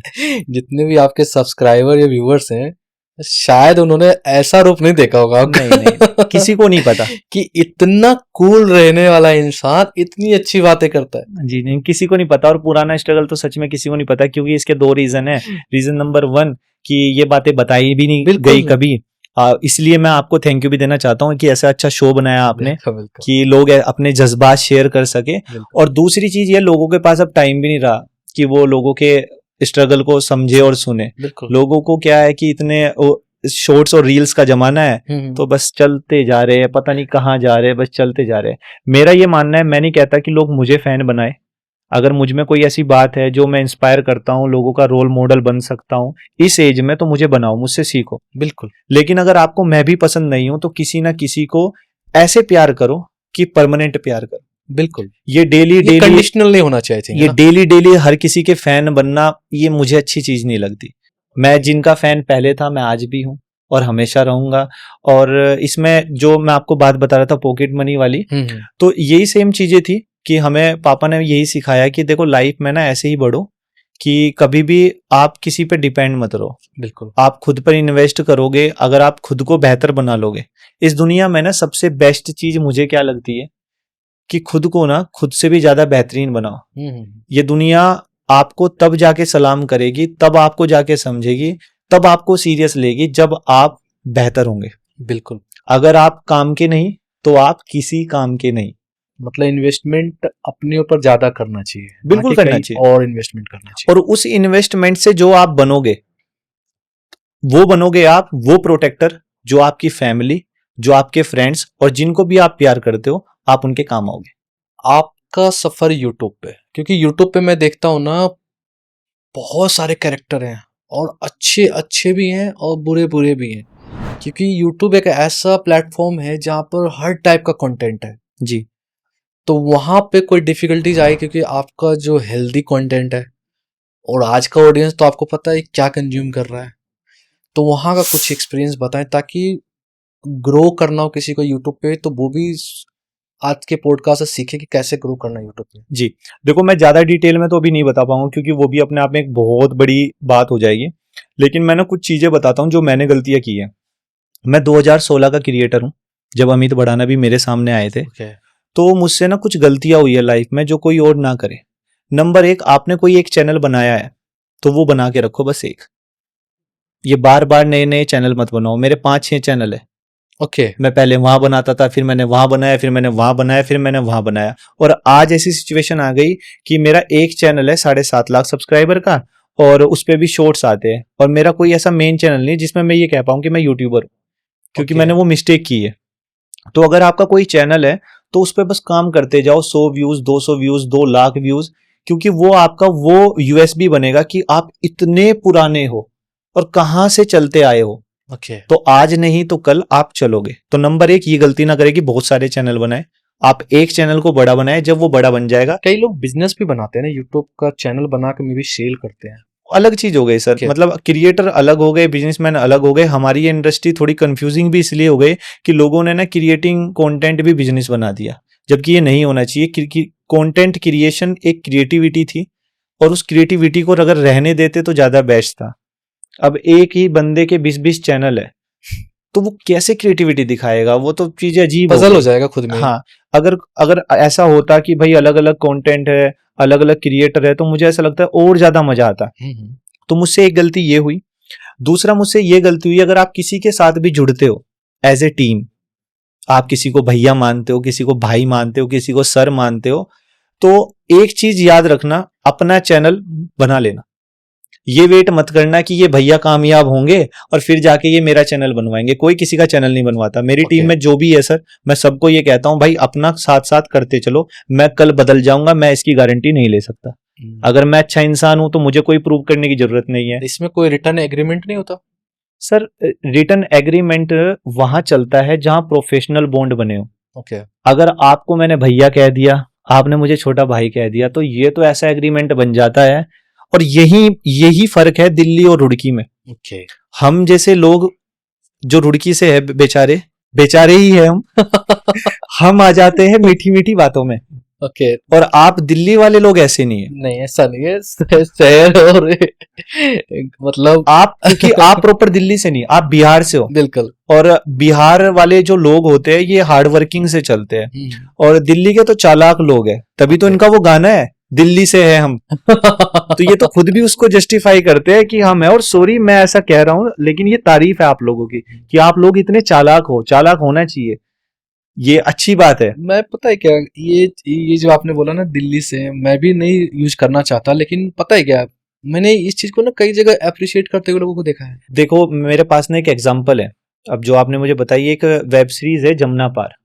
तो जमुना पार का जो वेब सीरीज का स्टार्ट होता है उसमें एक वॉइस ओवर आता है कि ये है दिल्ली, और दिल्ली तो आपको पता ही है दोस्तों, हम है दिल्ली से। और फिर एक वॉइस ओवर आता है क्योंकि हम है वो करके, जो गाली वाला स्लैंग है वो आ जाता है। तो ये रिप्रेजेंट हो रहा है कि जो दिल्ली के बारे में नहीं जानते थे तो वो किस तरीके से जानेंगे, गाली से। ऐसे नहीं है। पर दिल्ली वाले मेरे बहुत अच्छे दोस्त भी है। मैं कह रहा हूं दिल्ली को मैंने दो भागों में बांटा। एक वो लोग हैं जो दिल्ली में रहते हैं, जिनसे तो आप भगवान करे आप मिले ही ना। हाँ। और एक वो लोग हैं जो सच में इतने प्यारे हैं, जो आपको रास्ता दिखाते हैं, कमाने के तरीके बताते हैं, सपने पूरे करने के तरीके बताते हैं। उस वेब सीरीज में सर एक भूख होती है उस लड़की की, जो मैं बहुत रिलेट करता हूं, कि एक ऐसे एरिया से निकलना जहां लोग हजारों से 2000 से ऊपर की नहीं सोचते, करोड़ों कमाने वाले लोगों के बीच में जाना है। तो वो, उससे मैंने सिर्फ एक चीज उठाई, उसमें क्या हुआ क्या नहीं हुआ वो सब छोड़ दो, सिर्फ ये यार भूख रहनी चाहिए। हाँ, आपके अंदर भूख है तो खाना खुद चलकर आपकी टेबल पर आएगा। वो एग्जाम्पल भी बना है ना, जब प्यास लगी तो कुएं के पास जाना पड़ता है, कुआं चल के नहीं आएगा आपके लिए। बिल्कुल बिल्कुल। तो अपने सपनों को बड़ी शिद्दत से चाहो। शाहरुख खान जी बहुत अच्छी बात कहते हैं कि जब आप शिद्दत से कोई चीज चाहते हैं तो पूरी कायनात आपको मिलवाने की कोशिश मुझे नहीं। लगता है आपने 2-3 बार शाहरुख खान की बात की, क्या favourite, one of the favourite list में है? देखो जी, मैं ना एक्चुअली अब मैं ये चीज ना बहुत सोचता हूँ, ओवर थिंक भी करता हूँ। जब मुझे कोई ये पूछता है आपके आइडल कौन है, रोल मॉडल कौन है, तो पापा के बाद कोई नाम नहीं आता। अब मैं सोचता हूँ ये कोई कमी है क्या, मतलब मुझे मेरे विजन ही क्लियर नहीं है क्या, मेरे रोल मॉडल कौन है, क्योंकि मेरे बदलते रहते हैं। मेरे आप भी रोल मॉडल हो, मुझे अगर आपसे कुछ सीखने को मिलेगा, आपकी कोई क्वालिटी बेस्ट लगेगी, मैं एकदम से हो जाऊंगा यार क्या क्वालिटी है। तो मैं सबको ऑब्जर्व करता हूं। लेकिन शाहरुख खान सर की सबसे बेस्ट बात है, जो मुझे बचपन से अभी तक लगती है, मुझे लगता है आगे तक भी लगेगी, वो ये कि मैं उनको सिर्फ एक्टर की नजर से नहीं जानता। जब वो इंटरव्यूज में कुछ बातें कहते हैं, वो मैजिकल वर्ड्स कहते हैं, नंबर एक चीज, उनकी बातें ना यहां लगती है। वो कहते हैं सोना छोड़ दो, खाना छोड़ दो, तो इसका मतलब ये नहीं कि भूखे मर जाओ। इसका मतलब है कि आप अपने काम को लेकर इतने पैशनेट हो जाओ कि खाने के टाइम पे आपकी मम्मी, आपके बहन, आपके भाई, आपकी पत्नी आपको याद दिलाए। आप खाने की ओर मत भागो, आप काम की ओर भागो, कि आपकी परवाह करने वाले लोग हैं। मैंने तो ये मतलब समझा। दूसरा, मैं उनको इसलिए भी पसंद करता हूं क्योंकि वो जो रिस्पेक्ट करते हैं औरतों की, तो वो सच में बेस्ट है। क्योंकि जो हम फीमेल की डिसरिस्पेक्ट करते हैं, तो हम ये भूल जाते हैं कि फीमेल हमारी बहन भी है, हमारी माँ भी है, हमारी पत्नी भी है। दूसरों की बहनों को आप गंदी नजर से देख रहे हो और अपनी बहन को प्रोटेक्ट कर रहे हो, और फिर कहते हो कि इंडिया में रेप क्यों हो रहे हैं। हाँ, सिस्टम में कमी है, सिस्टम में कमी है। अरे सिस्टम से ज्यादा आप में और आपकी सोसाइटी में कमी है। खान सर ने एक कोट किया था कि जब हम लोग अपनी बहनों के लिए शेर बनते हैं तो दूसरे के बहनों के लिए कुत्ता क्यों बन जाते हैं। सही बात है। बनो शेर वहां पे, ताकि वो भी आपकी नीचे ना सेफ फील कर सके। बिल्कुल। और मुझे ना सच बताऊं, मुझे नहीं पता मैं वीडियोस में ऐसा क्या अच्छा बोलता हूं, क्या मेरी अच्छी बातें हैं, और स्क्रिप्ट भी आप यकीन नहीं करोगे, तो हम ऐसे प्लान करते हैं, मैं सबसे पूछता हूं यार कोई टाइटल बताओ ना, कोई टाइटल बताओ ना यार, तुम ना लड़ाई झगड़े पे बनाओ, पति पत्नी की लड़ाई झगड़े। जो मुझे मन में आता है, जो जैसे आता है, मैं एक डायरी में लिखता हूँ, वो भी इसलिए कि याद रहे कितना शूट हो गया, कितना नहीं हुआ, और उसको कर देता हूँ। कोई ऐसा एक्सपर्ट कंटेंट क्रिएटर नहीं है मेरे पास, और कुछ ऐसा नहीं है कि मैं कोई अलग मैजिक कर रहा हूँ। मुझे बस एक चीज है कि मेरी फैमिली से, मेरी मम्मी से मुझे ऐसे संस्कार मिले हैं कि मैं अपनी बहन के लिए भी बहुत प्रोटेक्टिव हूँ, और अगर आप ग्रीन फ्लैग कहो तो मैं अपनी बहन के लिए भी हूँ, मम्मी के लिए भी हूँ, भाई के लिए भी। वो एक्चुअली रिलेट करता है आपकी वीडियो से। जी मुझे नहीं लगता, ऑनेस्टली बताऊं, कि आपको एक्सप्लेन करने की जरूरत भी है। जी क्योंकि कहते हैं ना, एक बंदे को देख के ना उसकी सारी चीजें दिख जाती है, जी। क्लियर होता है ये सारी चीजें। क्योंकि एक बार चलो मे भी इग्नोर किया जा सकता है, 2 बार 3 बार कंटिन्यूसली आपकी वीडियो मैंने काफी स्क्रॉल करके देखा है और रियली बहुत हेल्दी है। ऐसा नहीं कि आप बैठे हो तो मैं बोल रहा हूँ। जी। और जैसे इसमें ये प्रोटेक्ट वाली बात आती है, इसमें मेरी एक बात भी है जहन में, मैं आपको बताना चाहूंगा। लोग कहते हैं कि यार हम ना अपने बहुत ज्यादा ना बाउंड्रीज बना देते हैं लड़कियों के लिए, तुम यहाँ नहीं जाओगी, तुम हाँ। वहां नहीं जाओगी, रोक टोक लगाते हैं। तो मैं भी लगाता हूँ, ऐसा नहीं है, मैं अपनी बहन को बहुत रोक टोक लगाता हूँ, मैं अपनी गर्लफ्रेंड को भी रोक टोक लगाता हूँ, और मैं मम्मी को भी कभी कुछ मुझे लगता है तो बता देता हूँ कि देखो ऐसे है। इसका रीजन ये नहीं है कि हम अच्छे इंसान नहीं है, इसका रीजन ये नहीं है कि हम रेड फ्लैग है, इसका रीजन ये नहीं है कि हमें उन पर भरोसा नहीं है। रीजन क्या है कि इस दुनिया में इतने भूखे दरिंदे दानव इंसान है, वो इतने चालाक है, वो अपनी इतनी चटपटी बातों में और ऐसे मैनिपुलेट कर लेते हैं कि वो हमसे भी चालाक है। मुझे उन लोगों से डर लगता है, और मुझे लगता है कि आप लोगों को भी अपनी फैमिली को उन लोगों से प्रोटेक्ट करना है, तब जाके चीजें सही होगी। ट्रस्ट तो है हमें, लेकिन पता नहीं चलता ना, इंसानों के भीड़ में दानव कौन है पता नहीं चलता। एग्जैक्टली यही रीजन है प्रोटेक्ट करने का, कि अगर आपको पता नहीं चलता तो आपके जो अपने हैं उनको वो पता है। यही तो एज का नंबर, आप मुझसे बड़े हो, अब मेरी सिस्टर है, मैं उससे बड़ा हूं, तो अगर उसे नहीं समझ में आ रहा है सही गलत क्या है, तो आपको क्या लगता है कि उसको नहीं पूछना चाहिए मुझे, क्योंकि मुझे एज के अनुभव से ज्यादा पता होगा। और सेम ऐसे ये मेरे साथ भी है, जो मुझे नहीं पता होता मेरे बड़े भाई को पता होता है। तो मुझे ऐसा लगता है कि अपनों में ही अपने ढूंढो, कि बाहर के लोगों में कम अपने ढूंढोगे तो ज्यादा बेस्ट है, नंबर एक चीज। और नंबर दूसरी चीज ये कि चीजों को ना ज्यादा समझाने के चक्कर में मत पड़ो, समझने के चक्कर में पड़ो। इस दुनिया में आप हमेशा वो देखना कि जिस चीज की हमें कमी होगी हम वो ढूंढने जाते हैं बाहर। अगर मुझे घर से प्यार नहीं मिलेगा तो मैं बाहर प्यार ढूंढूंगा, मुझे पैसा नहीं मिलेगा तो पैसा ढूंढूंगा। तो सेम यही चीजें होती है कि आप अपने लोगों को ना ये करने से कि अगर उसके बाहर दोस्त है या उन चीजों से बेस्ट ये है कि आप उनके दोस्त बनो, उन्हें समझो, वो बाहर जाएंगे ही नहीं। दूसरी चीज, लड़का लड़की दोस्त नहीं हो सकते। मैं शॉर्ट फिल्में करता हूँ, मेरी बहुत सारी फीमेल फ्रेंड है, मैं ऑन रिकॉर्ड कह रहा हूँ कैमरे में, आप कमेंट करवा लेना, मैंने कभी लिमिट क्रॉस नहीं की। मैंने दोस्ती ऐसे निभाई कि जो ऐसे शायद कोई निभाता भी ना हो। कह सकते हैं एक संस्कार पीछे से जो मिला हुआ है आपको वो भी सी वही। हाँ जी, मतलब कोई एक्स्ट्रा हग नहीं, कोई एक्स्ट्रा टच नहीं, कोई एक्स्ट्रा फ्लर्टिंग बातें नहीं, कोई एक्स्ट्रा डबल मीनिंग नहीं, नहीं, ना मुझसे होती ना मैं करूंगा। मैं रिस्पेक्ट कर सकता हूँ और रिस्पेक्ट ही करूंगा, और ये सब चीजों से दोस्ती प्रूव होती भी नहीं है। ना मैं गालियां देता हूँ दोस्ती में कि अपने मेल फ्रेंड को भी गाली दे के बुलाऊं, मुझे समझ नहीं आता। मेरी माँ आपकी माँ सेम है। कूल, पता नहीं आज की जनरेशन इनको ना कूल फैक्टर समझते हैं। जी, मतलब पापा के नाम से बुलाना, मतलब गलत है, गाली देना। गलत है। निकनेम रखो आप अच्छे, खुद का एक नया नेम बनाओ। वो छोटी हाइट का है छोटू बोलो, वो बड़ी हाइट का है लंबू बोलो, लेकिन गाली देने का मतलब ये है कि वो फिर आपकी माँ को माँ नहीं मानता। तो कहीं ना कहीं लग रहा है कि हमारे आसपास ऐसी चीजें क्रिएट भी की जा रही है जिससे लोग और डिस्ट्रैक्ट हो रहे हैं। जी, ओके।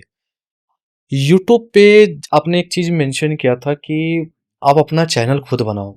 जी। मतलब क्या ऐसा फेस किया आपने जो आप सजेस्ट करते हो, जैसे एज अ टीम भी है तो लोगों को अपना चैनल बनाना चाहिए? देखो, सबके साथ कुछ ना कुछ हुआ है। ओके। हर कोई अपनी कहानी का हीरो होता है।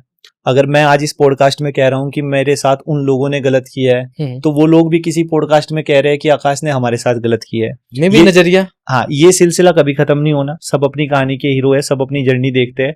जब सब अपनी जर्नी देखते हैं तो मैं भी अपनी देखूंगा। तो मेन पॉइंट ये, फिर मैं गलत क्यों? जब आप गलत नहीं तो मैं भी नहीं। पॉइंट यहाँ ये है कि कोई भी लीडर हो, मैं भी टीम चलाता हूं, मैंने भी टीम चलाई है, मैंने भी चीजें समझी है। अगर मैं टीम का लीडर हूं तो मेरा ये बनता है कि मैं उस चीज को बैलेंस करूं, मैं बैठ के बातें क्लियर करूं, मैं पैसे की बात करूं, आगे क्या प्रॉफिट होगा क्या लॉस होगा, तुम्हारी ग्रोथ कितनी है, मेरी ग्रोथ कितनी है। जब ये बातें नहीं होती है तब जाके रिश्ते खराब होते हैं। ओके। कि आप बस किस एटीट्यूड में हो कि चलने दो, चलने दो। जबकि आप होना क्या चाहिए कि आप कल को करोड़ों रुपए कमाएंगे, लेकिन आज उसे बैठ के बांट लो। बिल्कुल। कि देखो इस दिन इस वक्त हमारे पास इतना पैसा आएगा और आप लोगों को इतना मिलेगा। इसके दो फायदे हैं। फायदा नंबर 1 कि क्लियर रहेगा चीजें, होप रहेगी कि नहीं यार मुझे छोड़ के नहीं जाना, ये चीजें अच्छी है। एक्साइटमेंट भी रहेगा कि अर्निंग है और काम भी बेटर करना है। राइट। और दूसरा, मैनिफेस्टिंग पावर बढ़ेगी। आप मैनिफेस्ट करके उस चीज में जी चुके होंगे कि वो पैसे आ गए, वो बिल्कुल। पैसे आ गए और वो पैसे आ ही जाएंगे। तो मेरे जितने भी मेरे बड़े भाई लोग थे इंडस्ट्री में, मैं देखो किसी की बुराई नहीं करता, मेरा ये मानना है कि माफ कर दो, बिल्कुल। माफ कर दोगे खुद का मन हल्का हो जाएगा, उनके उससे भी बोझ उतर जाएगा। और 100 अच्छी चीजों के ऊपर एक बुरी चीज को याद मत रखो, उनकी 100 चीजें भी अच्छी रखो।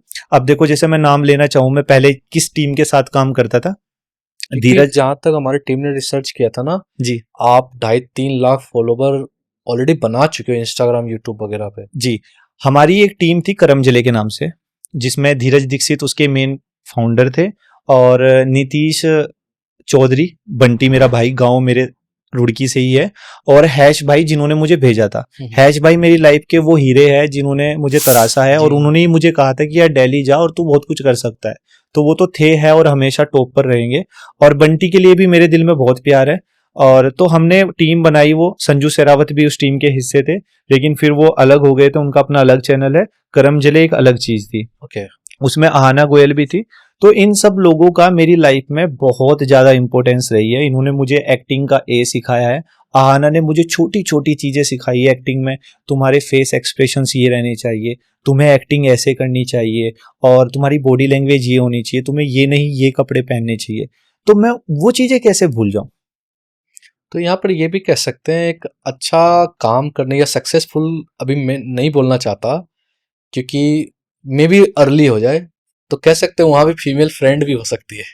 जी ऐसा नहीं कि वाइफ या मदर फ्रेंड भी हो सकती है। जी, मेरा ये मानना है कि कभी भी ना, देखो आपकी अपनी अपनी जर्नी है, तो जरूरी नहीं है आप लाइफ टाइम हर किसी के साथ रहो। बस अलग ऐसे हो जाओ कि आप हाय हेलो कर सको। बिल्कुल। मतलब अगर आज आप और मैं साथ में काम कर रहे हैं, और मैं आपको बड़ा भाई, आप मुझे छोटा भाई कह रहे हो, और कल को आपके साथ मैं काम ना करूं और आप मुझे पूछ भी नहीं रहे हो कि मैं मर रहा हूं जी रहा हूं, और मुझे इंडस्ट्री से अजीब सा ब्लैक लिस्ट करवा दो आप जाने अनजाने में, वो चीजें अजीब है। मेरा ये मानना है कि आप, और बल्कि आप बड़प्पन दिखाने के लिए क्या करो, मंथ में एक फोन करके पूछो, छोटे ठीक है, काम वाम करता रहे, काम करते करते सब ठीक हो जाएगा। तो वो क्या लगता है ये सिचुएशन कैसे क्रिएट है, जब कंडीशनल प्यार होता है, मतलब कंडीशनल रिलेशन होता है, या फिर अगर ये डॉक्यूमेंट और सारी चीजें होती तो शायद ये कंडीशन नहीं होता जो आप कह रहे हो ना, ब्लैक लिस्ट और ये सारी चीजें जो होती। देखो यहाँ दो चीजें हैं। अगर कोई रिश्ता है 2 3 4 साल पुराना, तो वो फेक तो नहीं हो सकता, बिल्कुल नहीं हो सकता, क्योंकि इतने साल आप क्या ही फेक बनोगे। तो नंबर एक रीजन तो है, कोई भी टीम बॉन्ड टूटा हो, चाहे अमित बढ़ाना के साथ भी ये सब हुई है, और बहुत लोगों के साथ होती है, हमारे साथ नहीं है। सबसे बड़ी वजह है मिसअंडरस्टैंडिंग, कि आप लोगों को सुनता समझते आप कुछ और हो, सच्चाई कोई और होती है। दूसरा, आप सिर्फ अपना अपना प्रोस्पेक्टिव देखते हो, दूसरे का देखना भूल जाते हो, और ये दोनों तरफ से गलती है, हमारी तरफ से भी है, उनकी तरफ से भी है। दूसरा, जब आपको ये लगता है कि ये चीजें आगे जाकर खराब होगी, तो डॉक्यूमेंट सबसे बेस्ट चीज है कि आप उस चीज पर काम करो, लेकिन समझ नहीं होती ना। हाँ, स्टार्टिंग में समझ नहीं होती। मेरा ये मानना है sir, as a team leader मैं भी आपको बोलूं, मेरी टीम में कोई भी हो, आगे भी कोई आए, मैं कहता हूं सब अपना साथ में कुछ ना कुछ करते चलो, थोड़ा करो ज्यादा करो, कुछ ना कुछ करते चलो। आज आप में वो समझ नहीं है, कल आपको फील होगी, यार भैया देखो, भैया तो रेंज रोवर लेंगे, भैया तो 1000 करोड़ के मालिक बनेंगे। अब आप मेरी टीम में रह के थोड़े गरीब रहे, तो वो आपकी गलती है, फिर वो आपकी गलती है। लेकिन उस चीज को मैं इतना सेल्फिश हो जाऊं कि मैं सिर्फ अपना अपना देखूं, वो भी तो गलत है। बिल्कुल गलत है। अगर मुझे इंडस्ट्री के बारे में ज्यादा पता है, तो मेरा हक बनता है कि मैं अपनी टीम मेंबर्स को साथ में लेकर चलूं। और बहुत सारे ऐसे एग्जांपल्स है, पूरब झा भाई हर्ष बेनीवाल की टीम से आए हैं, और आज इंडिया में एआई के नाम से जाने जाते हैं। बिल्कुल। तो वो अगर हर्ष बेनीवाल उनकी लाइफ में ना होता, तो वो भी ना होते। बिल्कुल। तो इसलिए मेरा ये मानना है कि माफ कर देना चाहिए, कोई लड़ाई झगड़ा नहीं। आपके पॉडकास्ट के थ्रू कहता हूं, अगर वो देख भी रहे हैं, कि भाई मेरी आपसे कोई नाराजगी नहीं है, कोई गिले शिकवे नहीं है, और आप लोगों ने मेरी लाइफ में जो अच्छा किया वो मुझे हमेशा याद रहेगा। मेरी शादी में आना और अच्छे से अपना मिठाई खाना, और मेरी सक्सेस का वेट करो, कि जब कभी मैं आपके बराबर कामयाब हो जाऊंगा, आपसे ज्यादा कामयाब हो जाऊंगा, मैं तब खुद से मिलने आऊंगा। तब तक मेरी हिम्मत नहीं है, क्योंकि तब तक आप एक चीज हमेशा याद रखना, जब आप यहां होते हैं और आपके सामने वाला यहां हो, आप उसे हाय करोगे ना, तो उसको लगेगा कोई मदद मांगने के लिए मैसेज किया है। ये फैक्ट है। लेकिन जब आप बराबर में होंगे या ऊपर होंगे, तब आप हाय करोगे, तो वहां चीजें बेस्ट होती है। और मैं इसी पे बिलीव करता हूँ सर। मेरी जिससे भी बातें खराब हुई लाइफ में, कि उन्होंने मुझे छोड़ा, मैंने उन्हें छोड़ा है, कुछ भी। मैंने कभी अपनी तरफ से कुछ ऐसा नहीं किया कि यार कोई ये ना समझे कि काम है। काम, मैं अपनी मेहनत से यहाँ तक आया हूँ, मेहनत से ही जाऊंगा। और मेरी टीम में जो लोग भी काम कर रहे हैं, मैं ऑन रिकॉर्ड आपके इसमें कह रहा हूँ, वो भी अपनी मेहनत से जाएंगे। मैंने उन पर कोई एहसान नहीं किया। बिल्कुल। सब अपनी मेहनत से करते हैं, सब अपने हार्डवर्किंग से आगे बढ़ते हैं। टीम की बात की, मुझे ना एक एग्जांपल जो समझ में आता है, जैसे हमारे घर में कोई पढ़ लेता है जी। या कहते हैं ना हमारे घर में कोई बहुत ज्यादा पढ़ लेता है, उससे बेनिफिट क्या होता है, वो ना हम सबको एजुकेट करता है। क्यों? क्योंकि वो खुद पढ़ता है। तो टीम में भी मैं यही मतलब समझना चाहता हूँ कि लोगों की या तो सोच ऐसी होनी चाहिए कि अगर मैं बढ़ रहा हूँ ना, मेरी टीम कैसे बढ़ेगी, उसके पीछे भी आपको काम करना चाहिए। बिल्कुल, क्योंकि सर क्योंकि भगवान ने दिया है आपको, एक्स्ट्रा माइंड दिया है ना। दिया है, बिल्कुल ऐसा होना चाहिए। नहीं होता, ये गलत बात है। अब आप एक बात देखो, किसी ने टीम बनाई और 4 साल बाद वो अलग हो गए, तो देखो अलग होने के लिए तो वो टीम नहीं बनाई थी, तो इसका मतलब वो तो हो गई गलती से। और टीम का अलग होने से सबसे ज्यादा क्या नुकसान होता है, मैं अपना नुकसान बताऊं। लॉकडाउन के टाइम पे हम सब अलग हुए, तो वो भी पीछे चले गए और मैं भी पीछे चला गया। और वो रिकवर करने में वो लोग जल्दी रिकवर कर गए जो दिल्ली बैठे थे, और रुड़की में बैठे वाले इंसान को थोड़ा टाइम लग गया। ओके। तो अगर हम साथ होते तो शायद और ज्यादा ग्रो करते, लेकिन अब क्या, वो 2 भागों में बंटवारा हो गया। नुकसान ये होता है। अगर आपको चीजें यही करनी है तो मतलब मुझे नहीं लगता कि या तो टीम बनाओ ही मत, और बनाओ तो उस रिश्ते को ऐसे निभाओ जैसे परिवार। अगर मुझ में कोई कमी होगी तो मेरा भाई मार्केट में जाके मुझे बेच के नहीं आएगा कि मुझे बिल्कुल है। विराट कोहली ने, आपको मैं एक चीज बताऊं, विराट कोहली सर ने बहुत अच्छी बात कही कि जब कैप्टनसी उनको मिला था ना, तो सबने ट्विटर ये सब चीजों से किया। इकलौता एक महेंद्र सिंह धोनी थे जिन्होंने उनको पर्सनली मैसेज किया और बात की और समझाया। उन्होंने एक चीज विराट कोहली की मुझे बहुत अच्छी लगी कि कहने का मतलब ये है कि जब किसी को सजेशन देना है ना, तो दुनिया का आगे नहीं देना चाहिए। सही बात। सजेशन आपको ऐसे देना है कि सजेशन देने वाला समझे कि सजेशन मिला है, ना कि आपको गलत वे में ऑर्डर के तौर पे आप दिखा रहे दुनिया की, मैं ना विराट को सजेस्ट कर रहा हूँ। दिखावा नहीं करना चाहिए, आई थिंक, मेरे हिसाब से। सही बात। और मुझे ऐसा भी लगता है, देखो आप चीजें देखना, आज की जनरेशन कैसी हो गई। आप किसी से मीठी मीठी बातें करो, वो इंसान ना लाइफ टाइम आपके साथ रहेंगे। आप किसी को सही एडवाइस दे के कुछ सिखाना चाहोगे ना, तो जल्दी आपसे दूर हो जाएंगे। और ऐसे बहुत सारे एग्जाम्पल्स हैं, मेरी लाइफ में तो है, और वो आपकी में भी होंगे, और सभी के में होते हैं कि आज की दुनिया ऐसी हो गई कि आप उन्हें सही मत बताओ, बस उन्हें वो बताओ जो उन्हें सही लगता है। कहते हैं ना, जबरदस्ती ज्ञान नहीं देना चाहिए। हाँ, और देना ही नहीं चाहिए। ये हमें लेट समझ में आया, अब समझ में आ गया कि भाई हमारे पास तो फालतू का ज्ञान नहीं है। आपको हम अच्छे लगते हैं तो यस हम अच्छे हैं, आपको हम बुरे लगते हैं तो इस दुनिया के सबसे बुरे इंसान हम हैं। बिल्कुल, मेरे हिसाब से भी ये चीज ना लर्निंग के ऊपर छोड़ देना चाहिए, सेल्फ, कि आपके अंदर क्या कैपेसिटी है, आप कैसे लर्न करते हो। क्योंकि जब तक कोई चीज ना, कहते हैं ना, सामने से मिल जाता है ना, तो वैल्यू भी नहीं करते ऐड। एक कबीर दोहे में लाइन भी है, दोहा तो मैं प्रॉपर नहीं प्रोनाउंस कर पाऊंगा। बहुत अच्छी बात है अगर आप दोहा भी बोलते हो तो, क्योंकि एक और टैलेंट ऐड ऑन हो गया आपके। वो तो प्रॉपर नहीं बोल पाऊंगा, पर उसका बात बोल देता हूँ। प्लीज बोलिए। जब आप बाहर देखने चले कि इस दुनिया में बुरा कौन, तो आपको कोई नहीं मिला। और जब आपने खुद के भीतर में देखा तो आपसे बुरा कोई ना मिला। आप ही बुरे हो, आप ही अच्छे हो, आपको खुद को समझना है। आपकी लड़ाई खुद से है, आपका दुश्मन आप हो, बाहर कोई नहीं है। बाहर तो सब अपनी जर्नी में है, और आप कुछ नहीं करते हो, सब भगवान करवाते हैं। उन्होंने जिसकी साथ जितनी आपकी लाइफ लिखी है उतनी ही रहेगी। सर, एक गर्लफ्रेंड बॉयफ्रेंड प्यार करते एक दूसरे से, 10-12 साल का रिलेशन है, अचानक कुछ ऐसा हो जाता है कि दोनों में प्यार खत्म हो जाता है। लड़की कितना भी रोले, लड़का कितना भी रोले, वो एक नहीं होंगे। तो रोकर चाहत से कुछ नहीं होना। जब वहां नहीं होना तो कहीं नहीं होना, क्योंकि भगवान ने आपकी उतनी लिखी है। अगर आपकी लाइफ में कोई रहना होगा ना, वो हमेशा रहेगा। आपको कोई चुपड़ी बातें करने की जरूरत नहीं है। और जिसका जाना होगा ना, तो आप उसके सामने अपना दिल कलेजा कुछ भी खोल के रख दोगे ना, वो नहीं रुकेगा, वो उस पर भी पैर रख के आगे चला जाएगा।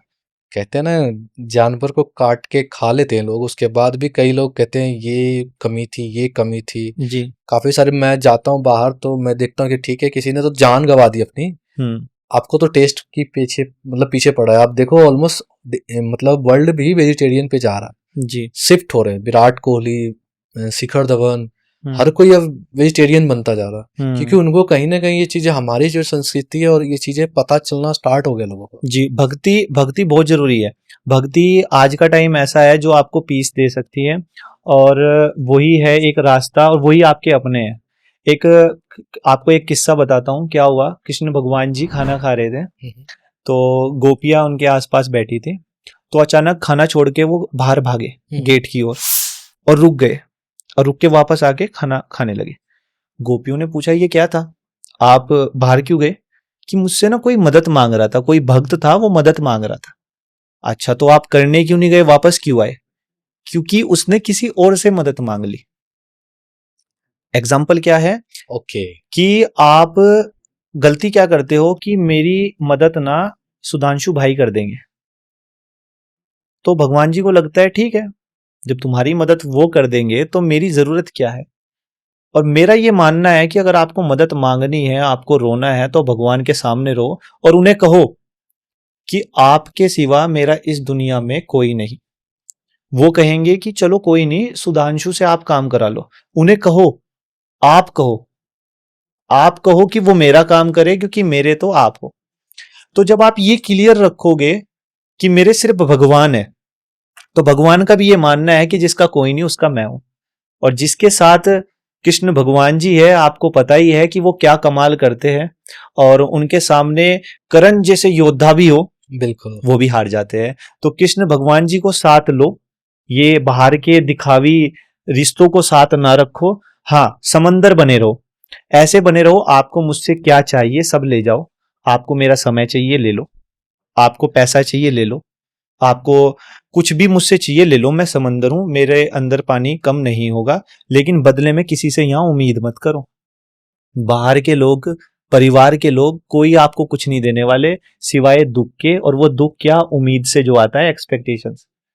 मतलब कहने का मतलब प्योरली समर्पण होना चाहिए। समर्पण होना चाहिए। और किसी भी रिश्ते में आप सिर्फ भगवान के, मैंने तो आपको ये, लोगों को ना आज के एग्जाम्पल समझ नहीं आते। मैं भी उस जनरेशन से आता हूँ, मुझे भी गीता बहुत अच्छे से समझ नहीं आई, बहुत सी ऐसी चीजें हैं, लेकिन आप इसको ना थोड़ा सा अगर रिलेट करो।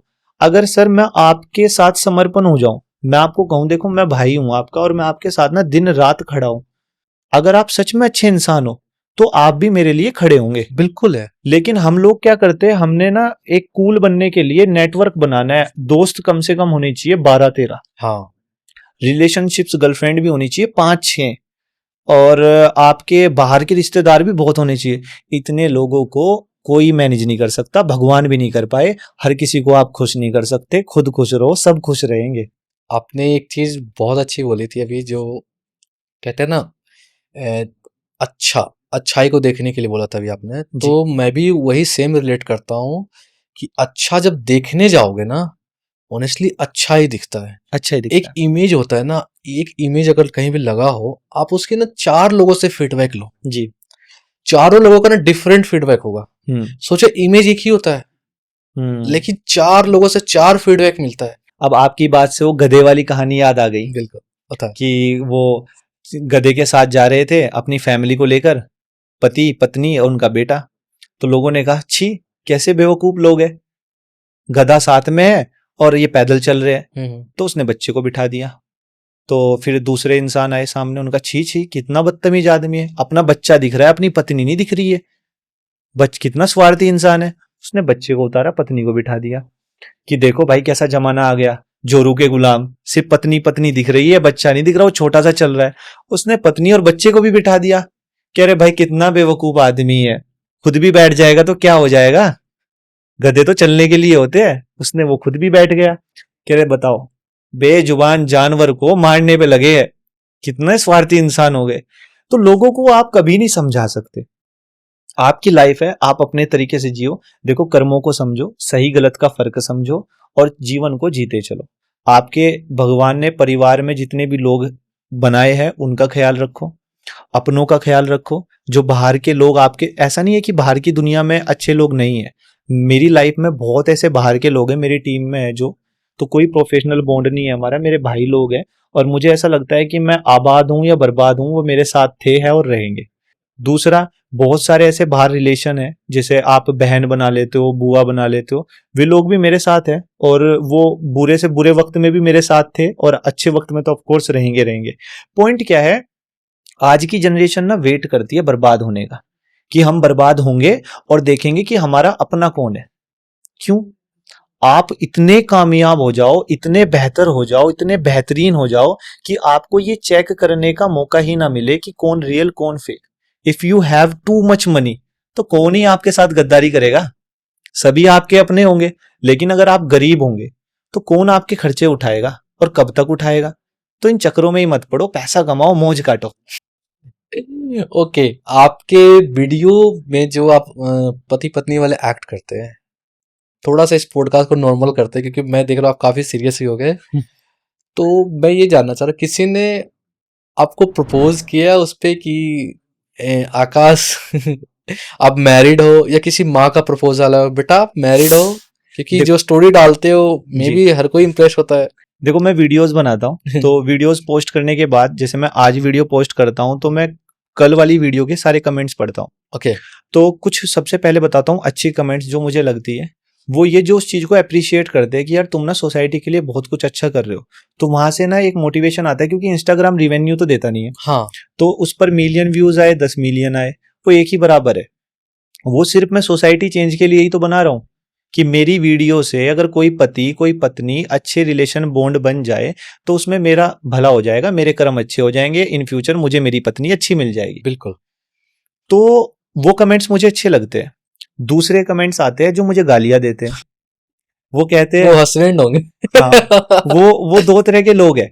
एक जो सताए हुए हैं सच में, दूसरे वो जो खुद नहीं कर पाते, खुद वो डोमिनेटिंग है, खुद उनको रिस्पेक्ट नहीं है, तो वो हमें गलत ठहराते हैं। मैं कहता हूं अगर आपको प्यार करना नहीं आता तो मेरी वीडियो को सेव रख लो गैलरी में, दिन में 10 बार देखो बिल्कुल ताजे पानी के साथ, और आपको वो सब करना आ जाएगा। बिल्कुल बिल्कुल। और अगर आप वो नहीं कर सकते तो वही चीज है कि बराबरी करो, जलो मत, बराबरी करो। हाँ, तो तीसरी जो कमेंट At least आती है, अच्छी चीजों से बराबरी तो करना भी चाहिए। जी, तीसरी जो कमेंट आती है लड़कियों की, हाँ जी आती है, कमेंट्स आती है कि hi you looking so handsome, क्या मेरे बॉयफ्रेंड बनोगे, और ये वो। मुझे लगता है वो सिर्फ, अगर कोई भी क्रिएटर इन मैसेजों को देखकर बहुत जल्दी अपने आप को ऐसे समझ रहा हो कि इस दुनिया का सबसे हैंडसम। क्या वो करके है मैं हूँ और तो मतलब सब चीजें ऐसा है, तो ऐसा नहीं है। ओके, और तो सबसे बेस्ट चीज क्या है कि आपको ना ये समझना है कि आप ना परफेक्ट नहीं हो, नोबडी परफेक्ट। और आपको ये भी समझना है कि जो लोग आपकी वीडियोस पे कमेंट करते हैं वो लोग सिर्फ आपसे अट्रैक्ट हुए हैं आपकी वो बातें सुनकर, वो फिल्टर लगे हुए चेहरे को देखकर, और वो एडिटिंग स्किल्स को देखकर, वो कैमरे के एंगल को देखकर। रियल में आप मुझे मिले हो, क्या पता मैं इतना हैंडसम ना हूं। एक्चुअली सबसे जो डीप डीप कह सकते हैं, डीप बात मतलब डीपली बात करना और या डीपली समझाना, जी, रियली कह रहा हूँ। मैंने आज तक मैं बहुत पॉडकास्ट भी देखता हूँ, सारी चीजें यूट्यूब पे भी काफी कंटेंट कंज्यूम करता हूँ मैंने, लेकिन आज तक इतनी डीपली बात करते हुए नहीं देखा कि लोग क्यों इंस्पायर होते हैं किसी से। क्या बात है। अगर ये पॉडकास्ट रियली में किसी को सच में सीखना है ना कि हम फॉलो क्यों करते हैं आपने, क्योंकि रियलिटी बता दी। नहीं तो पता है क्या होता है, लोग क्या बोलते हैं, मैं तो हैंडसम हूँ, मुझे तो फॉलो करेंगे ही लोग। जी, फैक्ट कोई इंसान बताता सच्ची में, really I really appreciate. Thank you so much. मेरा ये पॉडकास्ट देने का भी, मैं आपको सच बताऊं, मुझे कोई एक्सपेक्टेशंस नहीं है व्यूअर्स से। उन्हें मैं अच्छा लगूंगा तो मैं रोकूंगा, वो तब भी इस पॉडकास्ट को देखेंगे, वायरल भी करेंगे। और अगर मैं उन्हें अच्छा नहीं लगूंगा, अच्छी बातें नहीं होंगे, तो मैं कितनी भी कोशिश कर लूं इस पे व्यूज नहीं आएंगे। मेरा मेन रीजन ये था ये पॉडकास्ट देने का कि मैं खुद से मिलना चाहता हूँ। मैं ये पॉडकास्ट देकर, इसका सबसे जो पहला व्यूअर होगा वो मैं खुद हूँ।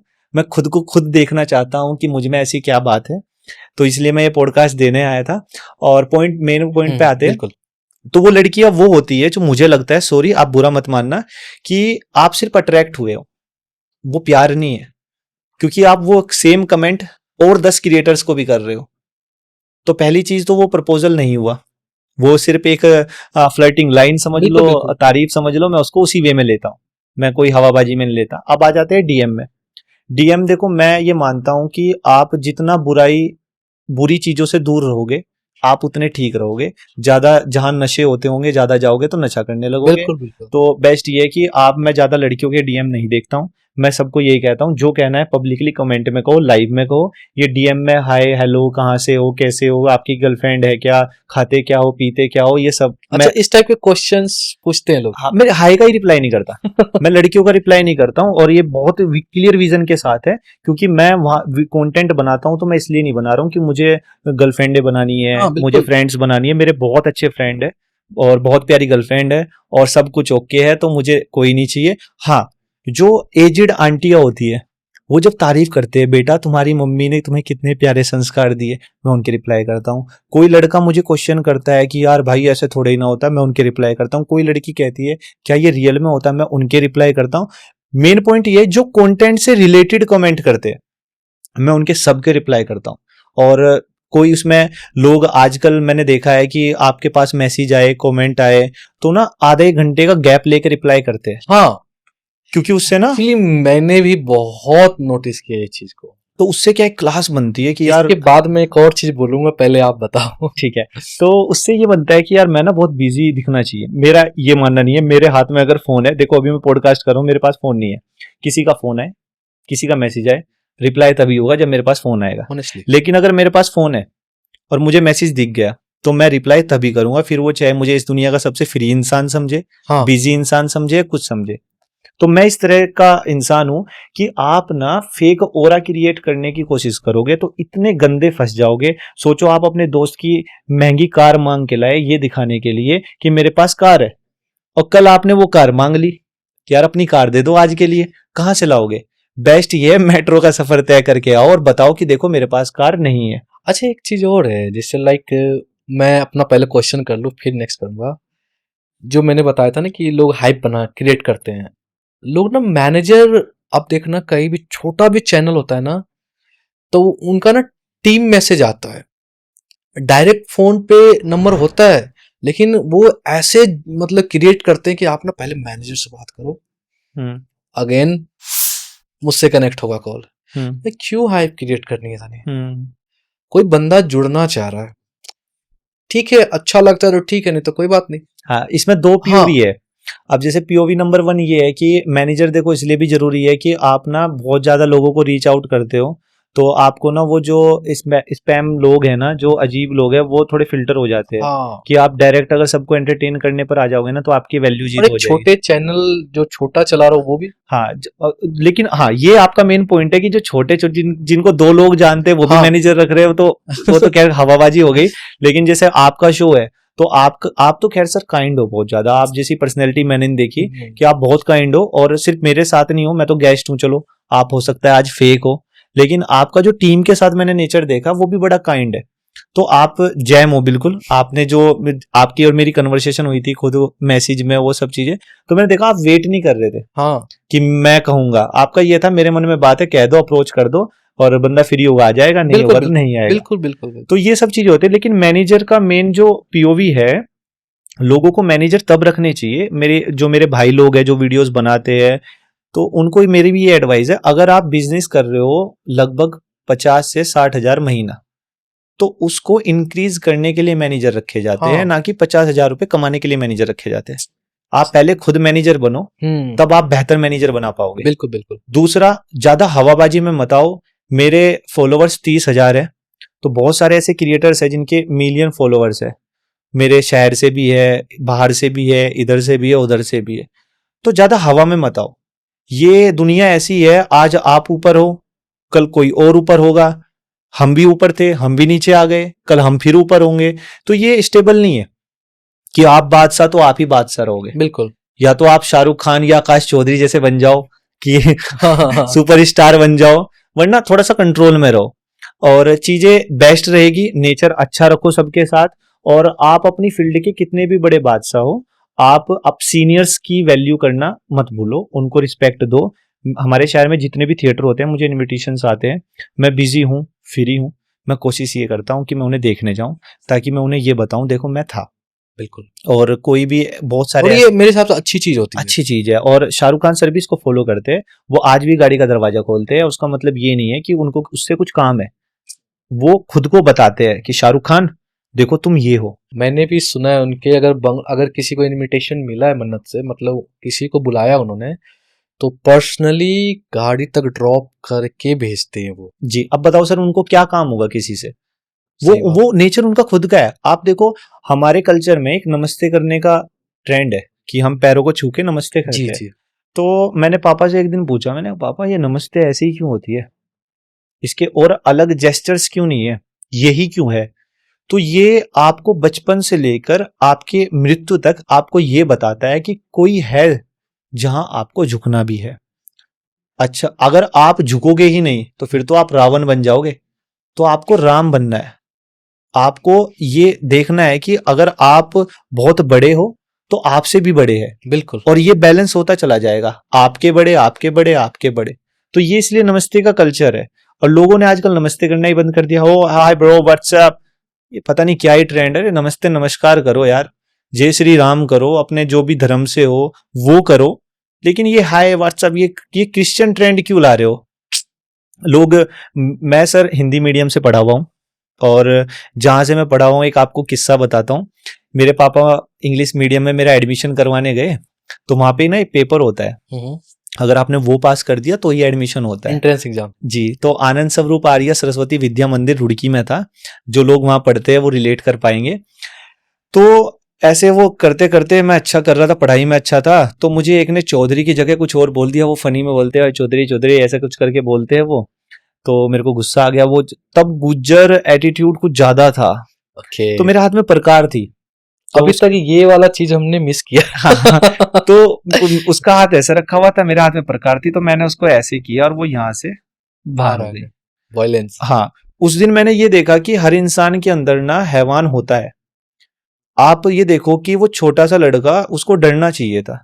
मैं वो प्रकार मार के डरा नहीं, क्योंकि मुझे लग रहा था मैं सही हूं।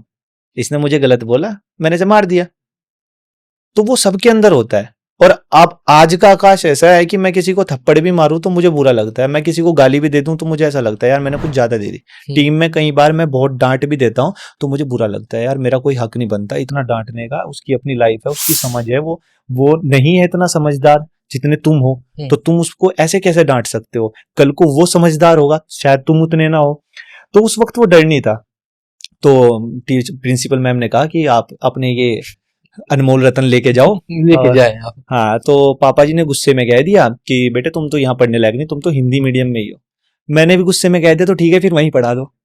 तो थोड़ा सा उन्हें कि इनको थोड़ा समाज की नॉलेज और ज्यादा देनी पड़ेगी। मेरे भाई ऐसे नहीं है, वो बहुत ही मतलब मैं आपको कहूँ मैच्योरिटी लेवल में 100% ज्यादा मुझसे है। तो कह सकते हैं ना छोटा हमेशा चंचल ही होता है। मैं तो कुछ ज्यादा ही हो गया जी।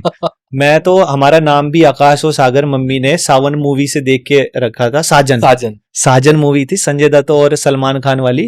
तो मैं सलमान खान वाला नेचर है मेरा, और सागर भाई का संजय दत्त वाला। पर रियल लाइफ में शाहरुख खान के फैन है। हाँ जी बिल्कुल, रणवीर सिंह का हूँ फैन। तो रणवीर सिंह का हूँ, पर जो आइडियोलॉजी है, जो जीवन जीने का तरीका है, वो शाहरुख खान वाला है। कि वो जीते हैं। मतलब लोग मुझे कहते भी है बहुत सारे कि आजकल कास्ट वाला भी चलता है, और ऐसे कि वो हिंदू मुस्लिम ये वो।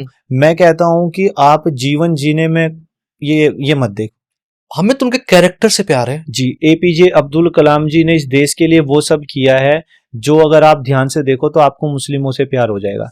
और बहुत सारे ऐसे एग्जाम्पल्स है कि मुसलमानों ने इतना गलत किया है कि आपको नफरत भी हो जाएगी। तो मेन चीज ये है कि आप पॉजिटिविटी ज्यादा देखोगे तो ज्यादा बेस्ट रहेगा। हमारे यहाँ हमारे गांव में बहुत सारे ऐसे मुस्लिम पापा के फ्रेंड है जो हमें छोटे से लेके आज तक हम देखते हैं, हमें तो उनमें कोई कमी नहीं लगी। बिल्कुल। मेरे बेस्ट फ्रेंड है मेकअप आर्टिस्ट अब्दुल, बिल्कुल बेस्ट फ्रेंड, मुझे तो कोई कमी नहीं लगी। तो कमी ना कम्युनिटी में नहीं होती, इंसानों में होती है। बिल्कुल बिल्कुल। उन इंसानों से दूर रहो।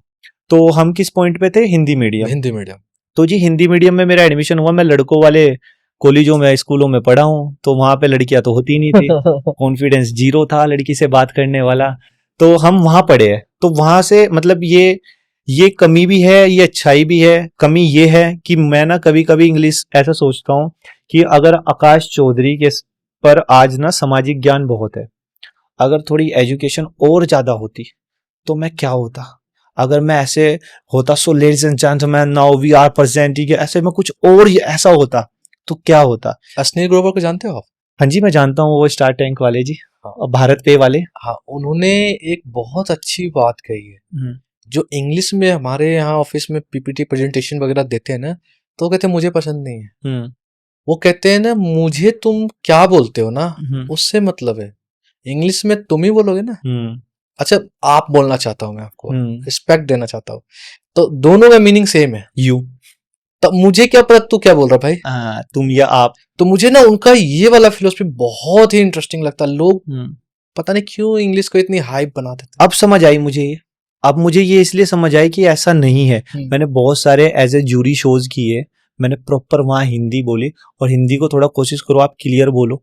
शब्दों में मेरे अभी भी बहुत कमी है, बिल्कुल हो जाते सीख हैं। लेंगे तो आप उसको बेस्ट करो, और वो बेस्ट होगी तो चीजें सब बेस्ट है। आप ना यूनिक हो, आप हर कोई यूनिक है, किसी को किसी से कंपेयर मत करो, खुद को तो बिल्कुल मत करो। सम टाइम मेरे साथ ही जबकि होता है, मैं खुद को कंपेयर करता हूँ तो मैं सोचता हूँ यार मुझे डांस नहीं आता इसके जैसा, अगर आता तो मैं ऐसी वीडियोस बनाता।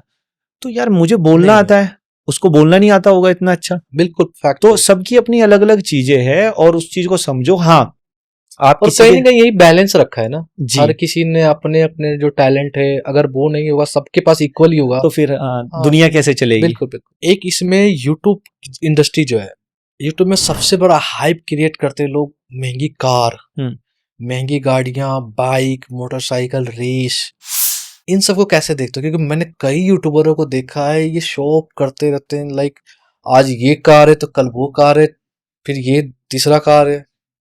इसको कैसे देखते हो आप? देखो इसके पीछे ना तीन चीजें है। सबसे पहले तो ये समझो कि इतना भी पैसा नहीं है जितना ये लोग समझते हैं।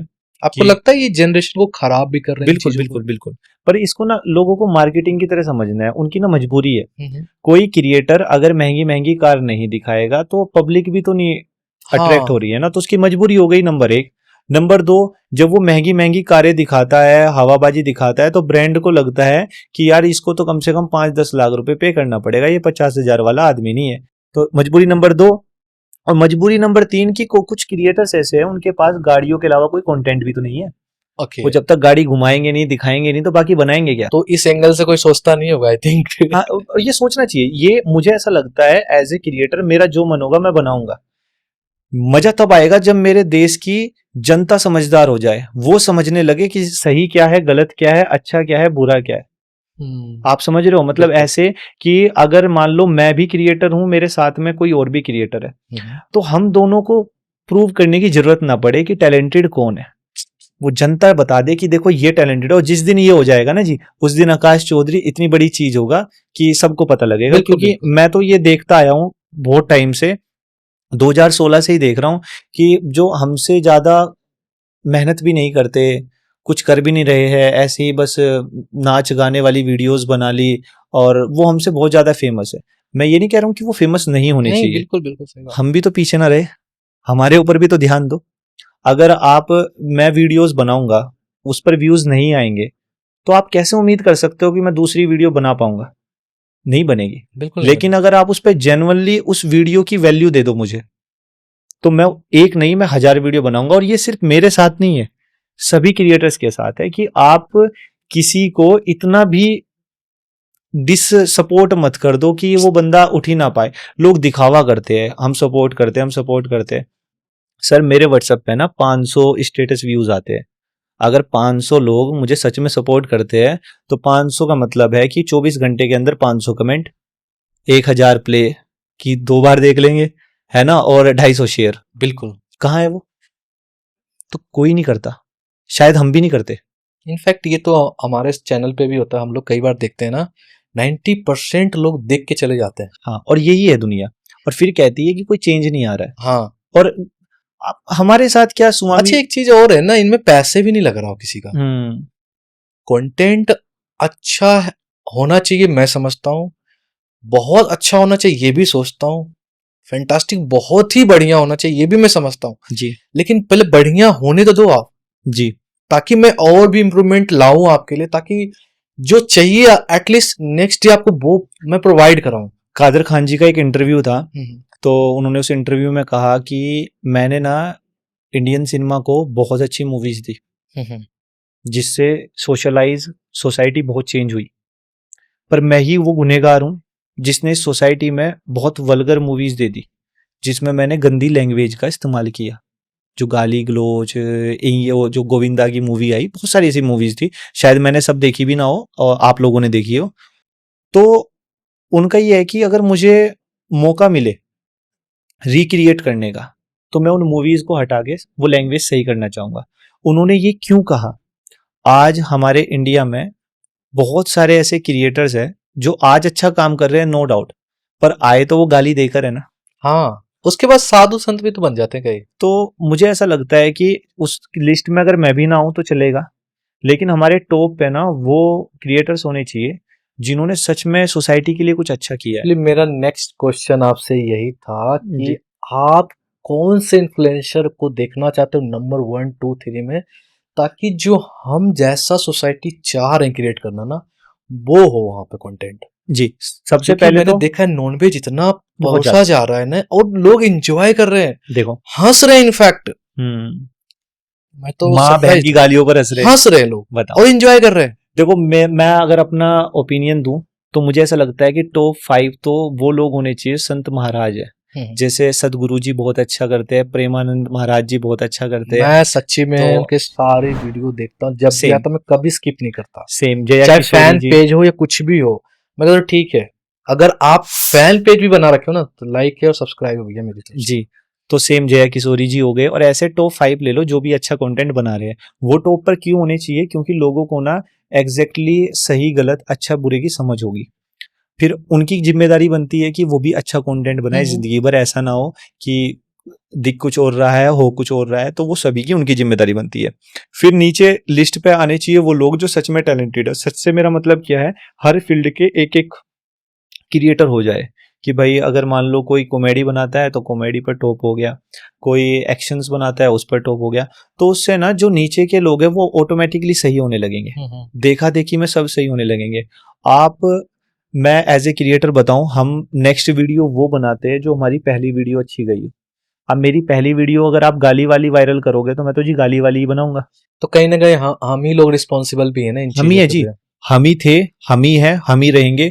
अगर आज Urfi Javed prime, Amazon prime पर आ रही है तो उसके गुनहगार भी हम ही हैं, क्योंकि वो जो अमेजोन प्राइम वाले भी है, वो पता नहीं क्यों है ऐसा बिजनेस करने के लिए, और भी बहुत कुछ है। पर चलो ठीक है जी, शायद मैं भी उनका ओनर होता अमेजोन प्राइम का, मैं भी ये गलती कर देता, लेकिन अगर पब्लिक उस पर वॉच टाइम 0 कर दे तो आगे नहीं बनेगी। ऑब्वियस। दो वेब सीरीज आई, डॉक्यूमेंट्री कह लो आप, एक एंग्री यंग मैन, दूसरी उर्फी जावेद वाली, फॉलो कर लो यार, दोनों डॉक्यूमेंट्री है। एंग्री यंग मैन, वाओ, उसमें सलमान खान जी के जो फादर है सलीम जी और जावेद अख्तर जी, उन दोनों की वो बायोग्राफी है, उन्होंने कैसे अपनी जर्नी को यहां तक लेकर आए, वो ये चीज दिखाना चाहिए। कोई मैं भी, यही कहना चाहता हूँ सबको, ये चीज दिखाओ आप। कोई भी क्रिएटर हो, अगर आप फ्री हो एक बार उसको देखो। Angry young man Amazon prime पर है। अगर आपका सोचने का तरीका ना बदल गया तो आप मेरा नाम बदल देना, लेकिन फॉलो करो, वो भी मैंने देखी, उसमें क्या वो दिखा रही है, कुछ भी बोल रही है, तो वो सब चीजें मुझे नहीं लगता गलत, वो सही है, वो गलत है, वो बिल्कुल गलत है। वो इसलिए गलत है कि लड़कियां, आप 23 साल की लड़की को सही गलत समझा सकते हो, आप 12-13 साल की लड़की को ये कैसे समझाओगे कि ये फैशन नहीं, ये फैशन नहीं, ये तो बदतमीजी है, उसे तो वो भी फैशन लगेगा ना। तो ये सब चीजें हैं। दूसरा गलत ये भी है कि बहुत सारे पेरेंट्स ना अपने बच्चे को फोन दिला रहे हैं, पीसी दिला रहे हैं कि बेटा वीडियोस बनाओ, बेटा यूट्यूबर बनो, बेटा इंस्टाग्राम पर वीडियोस बनाओ डांस की, और बेटी ने वीडियो बनानी स्टार्ट की, कुछ अच्छी बनाई और कुछ दूसरा पेज बना के प्राइवेट करके बेकार बनाई, जो उन्हें पता भी नहीं है। तो सिखाया कि इन्होंने तो माँ बाप ने, अरे भाई आपकी बेटी अच्छी डॉक्टर बन सकती थी, अच्छी इंजीनियर बन सकती थी, आपका बच्चा कुछ और अच्छा कर सकता था, आप जबरदस्ती उसे यूट्यूबर मत बनाओ, और जो यूट्यूबर बनने लायक है उसे जबरदस्ती इंजीनियर मत बनाओ। बिल्कुल। तो किसी को भी ना प्रेशराइज मत करो, समझो, वही सेम चीज है, समझाने से ज्यादा समझो।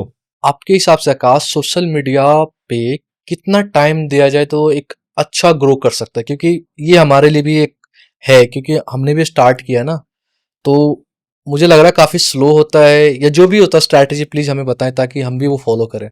देखो, इसके पीछे ना कोई मैथ नहीं है, मुझे ऐसा लगता है कि हर किसी का ना अपना बेसिक एडवांस अलग अलग होता है। कुछ लोगों का इतना बेसिक खराब है कि उन्हें 5 साल लगेंगे, कुछ का इतना बेसिक अच्छा है कि उन्हें सिर्फ 2 साल लगेंगे, और कुछ इतनी अच्छी ब्रांड वैल्यू के साथ इस दुनिया में जी रहे हैं। रोनाल्डो जी ने तो इतिहास ही रच दिया 24 घंटे में, सरप्राइजिंग है एक्चुअली, है ना। तो इसके पीछे कोई मैथ नहीं है, इसके पीछे अगर कोई चीज है तो वह है इनसाइट्स, कि आप उसको समझो। आप यूट्यूब पर काम करते हो तो आप डेली इनसाइट्स देखो कि आपके ऑडियंस किस तरह की है, फिर वो कंटेंट कितना कंज्यूम कर रहे हैं, क्या एवरेज मिनट आ रहा है, ज्यादा क्लिक किस बेट किस पर है, वो क्या देखना पसंद करते हैं, एग्जैक्टली वो दो। वो कभी मत बनाओ जो आप चाहते हो, वो बनाओ जो पब्लिक चाहती है, लेकिन उसमें वो अच्छा बनाओ जो सोसाइटी के लिए अच्छा है। बस इन 3-4 चीजों का मिक्सचरन होना चाहिए, जो मैंने अपने एक्सपीरियंस से समझा है। जैसे मुझे बनाना है ग्रीन फ्लैग कंटेंट, तो वो मुझे बनाना है, लेकिन लोगों को चाहिए रिलेटेबल, तो मुझे वो मिक्स करना है। और मुझे चाहिए सोसाइटी में चेंज, तो मैं गालियां नहीं दूंगा। नंबर एक चीज। नंबर दूसरा, जैसे आपने कहा कि आपने अभी शुरू किया है, तो देखो इसके लिए तो मैं आपको सच में दिल से रिस्पेक्ट देना चाहता हूं, क्योंकि बहुत सारे लोग ऐसे हैं जो बहुत शॉर्ट तरीके ढूंढते हैं कामयाब होने के। आपने ये इन्वेस्टमेंट किया हुआ है, आपका स्टूडियो बहुत प्यारा है, मैंने इतना नहीं सोचा था कि इस पे इतना पैसा लगा होगा। तो एवरेजली अगर 10 लाख के आसपास का इसमें पैसा लगा हुआ है, सब सेटअप के साथ, रोड के माइक है, इतने अच्छे इक्विपमेंट्स है, ये सब। तो आप लोग चाहते तो शॉर्टकट भी पकड़ सकते थे, आप कंटेंट खरीद के अपलोड, फेसबुक पे भाभी देवर, पता नहीं क्या कुछ चल रहा है आजकल तो पैसे कमाने के लिए। तो ये आपकी बहुत अच्छी शुरुआत है। इनफैक्ट रेंट पे भी मिल जाता है 1000 रुपीज पर आवर। हाँ, लेकिन इसमें आप कभी ये मत फील करना कि बहुत सारे पॉडकास्टर है तो हमारा क्या होगा। बिल्कुल होता है कभी ऐसा? कई लोग पूछते भी हैं कि आज तो हर दूसरे गली में पॉडकास्ट हो रहा है, स्टार्ट कर रहा है। अच्छा, मैंने उनको एक ही चीज कहा, देखो एक चीज बताता हूँ, अच्छे बुरे कंटेंट तो हम ही कंज्यूम कर रहे हैं ना। सही बात। कमेंट भी हम ही कर रहे हैं कि बुरा भी है अच्छा भी है। जब कमेंट भी हम ही कर रहे हैं तो हम डिसाइड क्यों नहीं कर रहे कि हम अच्छा करके दिखाएं? क्या बात है। क्योंकि जवाब देने से तो अच्छा है ना कुछ करके ही दिखाओ अच्छा। मैं समझता हूँ अच्छा बुरा तो हम बना देते हैं ना। अब आपने बताया एक चीज इनसाइट देखो, उसमें आप कंटेंट पे देखो कि कौन कैसे देख रहे हैं लोग, या किस एज ग्रुप में चीजें दिखाए और कौन सा ज्यादा कंज्यूम हो रहा है। अगर अच्छा मैं बना रहा हूँ और अच्छे लोग नहीं देखेंगे और बुरे पे ज्यादा देखेंगे तो लोग हो सकता है मे भी सारे नेगेटिव बनाना स्टार्ट कर दे। देखो आपके हाथ में ना, गांव में एक भाषा होती है, खुरपा है। हाँ, आप ना डायमंड की तलाश में आप खोद रहे हो, आप इस सोसाइटी में वो अच्छा कंटेंट दे रहे हो जो उसको जरूरत है। बिल्कुल हो सकता है आज आपके व्यूज कम है, हो सकता है लोग आपको कम जानते हो सकता है वैल्यू कम देते हो सकता है कि आपके पॉडकास्ट में आने के लिए रिप्लाई भी ना देते हो। बिल्कुल, लेकिन बहुत करीब हो आप उस दिन के जब कोई एक पॉडकास्ट बूम होगा और लोग आपको सुनेंगे भी, समझेंगे भी, सीरियस भी लेंगे, और सबकी जुबान पर आपके पॉडकास्ट का नाम होगा। एक्चुअली हम लोगों के पास पेशेंस लेवल तो अच्छा है। नहीं, बिल्कुल, क्योंकि हमने ये शॉर्ट टर्म में सोचा ही नहीं है। अगर शॉर्ट टर्म में सोचा होता तो हम भी रेंट आउट कर लेते कि चलो सारी चीजें रेंट पे अवेलेबल हैं आज की डेट में। मतलब मैंने आपको बताया 1000 रुपीज पर आवर का शूट है। अगर 3 घंटे की पॉडकास्ट हो 3000 में आपको सारे इक्विपमेंट के साथ, मैन पावर के साथ मिल रहे हैं। इनफैक्ट 1000-2000 और दे दो तो एडिट और शॉर्ट्स भी मिल जाते हैं। सही बात। तो मैं और मेरी टीम ने जो डिसाइड किया था थीम, जैसे लाइक आपकी लाइफ से जो मुझे पर्सनली सीखने को मिला, एज अ मॉडल आपने वर्क किया जी, एज अ एंकर कर भी रहे हो अभी जी, सोशल मीडिया इन्फ्लुएंसर भी हो, अच्छे इन्फ्लुएंसर हो, हेल्दी इन्फ्लुएंसर हो, ये सारी क्वालिटी नहीं मिलती किसी में। मैं तो इनफैक्ट किसी का नाम भी नहीं लेना चाहता और लोग सोचते हैं कि हम पता नहीं यहाँ पहुंच गए डायरेक्ट। वो खुद को नहीं देखते हैं। आज अगर यूट्यूब या कुछ भी है ना, फेसबुक भी वीडियो चल रहा हो ना, अब अचानक नहीं ओपन कर सकते कहीं भी। सही बात। पता नहीं क्या कंटेंट आ जाएगा। मैं ना जब कभी कभी परेशान होता हूँ तो मैं पापा से बात करता हूँ या मैं पूछता हूँ अपने जो मेरे चाहने वाले हैं, यार मैं इतने टाइम से काम कर रहा हूँ तो मैं वो फेमस क्यों नहीं हुआ जो मुझे होना चाहिए था। मतलब 7.5 लाख यूट्यूब पर है, 1 लाख फेसबुक पर है और 31-32 हजार इंस्टाग्राम पर है, तो मेरे मिलियंस क्यों नहीं है। तो इसके 3-4 आंसर्स है। आंसर नंबर 1 कि आपकी लाइफ में ना 50% दुख है, 50% सुख है। पहले ले लो या बाद में ले लो। हाँ, तो मेरे और वो देंगे भी टाइम पे ही ना। तो मेरे तो जितने थे जी, वो ये इस दिसंबर तक सब खत्म है, हो चुके हैं। तो दिसंबर तक जो थोड़े बहुत रह रहे वो भी हो जाएंगे। तो मेरी लाइफ तो आगे अच्छी है। नंबर 1 चीज। नंबर दूसरा, आप ना किसी चीज के लिए तैयार किए जाते हो। अगर आप आर्मी में भी जाओ, बॉर्डर तक पहुंचना है या लाइफ में कुछ भी बड़ा करना है, आपको पहले तैयार होना पड़ेगा। बिल्कुल बिल्कुल, है ना, प्रैक्टिस मेक मैन परफेक्ट। अगर आप तैयार ही नहीं होंगे तो आप जल्दी हार जाओगे। तो मैं तो तैयार हो रहा हूं। मेरा जो साम्राज्य होगा वो बहुत बड़ा होगा, वो कोई छोटा मामूली सा ये नहीं होगा, कुछ बड़ा है मेरी लाइफ में लिखा हुआ। दूसरा। और तीसरा ना, मैनिफेस्टिंग पावर बहुत बड़ी चीज होती है। आप लाइफ में अगर बहुत अच्छा मैनिफेस्ट करते हैं, डेली खुद से आप अच्छी बातें करते हैं, आप डेली सोचते हैं कि मुझे लाइफ में इस वक्त तक ये अचीव करना है, सच में होता है सर। वो सच में होता है। ये कोई ऐसी बातें नहीं है जो कहीं से सुन ली, बिल्कुल सही बात कहीं है। से चीजें देख ली, ये सच में होता है। बस आप मैनिफेस्ट करो, उसके लिए मेहनत। ऐसा भी नहीं है कि बस मैनिफेस्ट करो, हाँ, भगवान जी मैं कामयाब हो जाऊं, 1,000 करोड़ रुपए आ जाए। रे नहीं भाई, वो भी घर में कमाओ। बैठ के।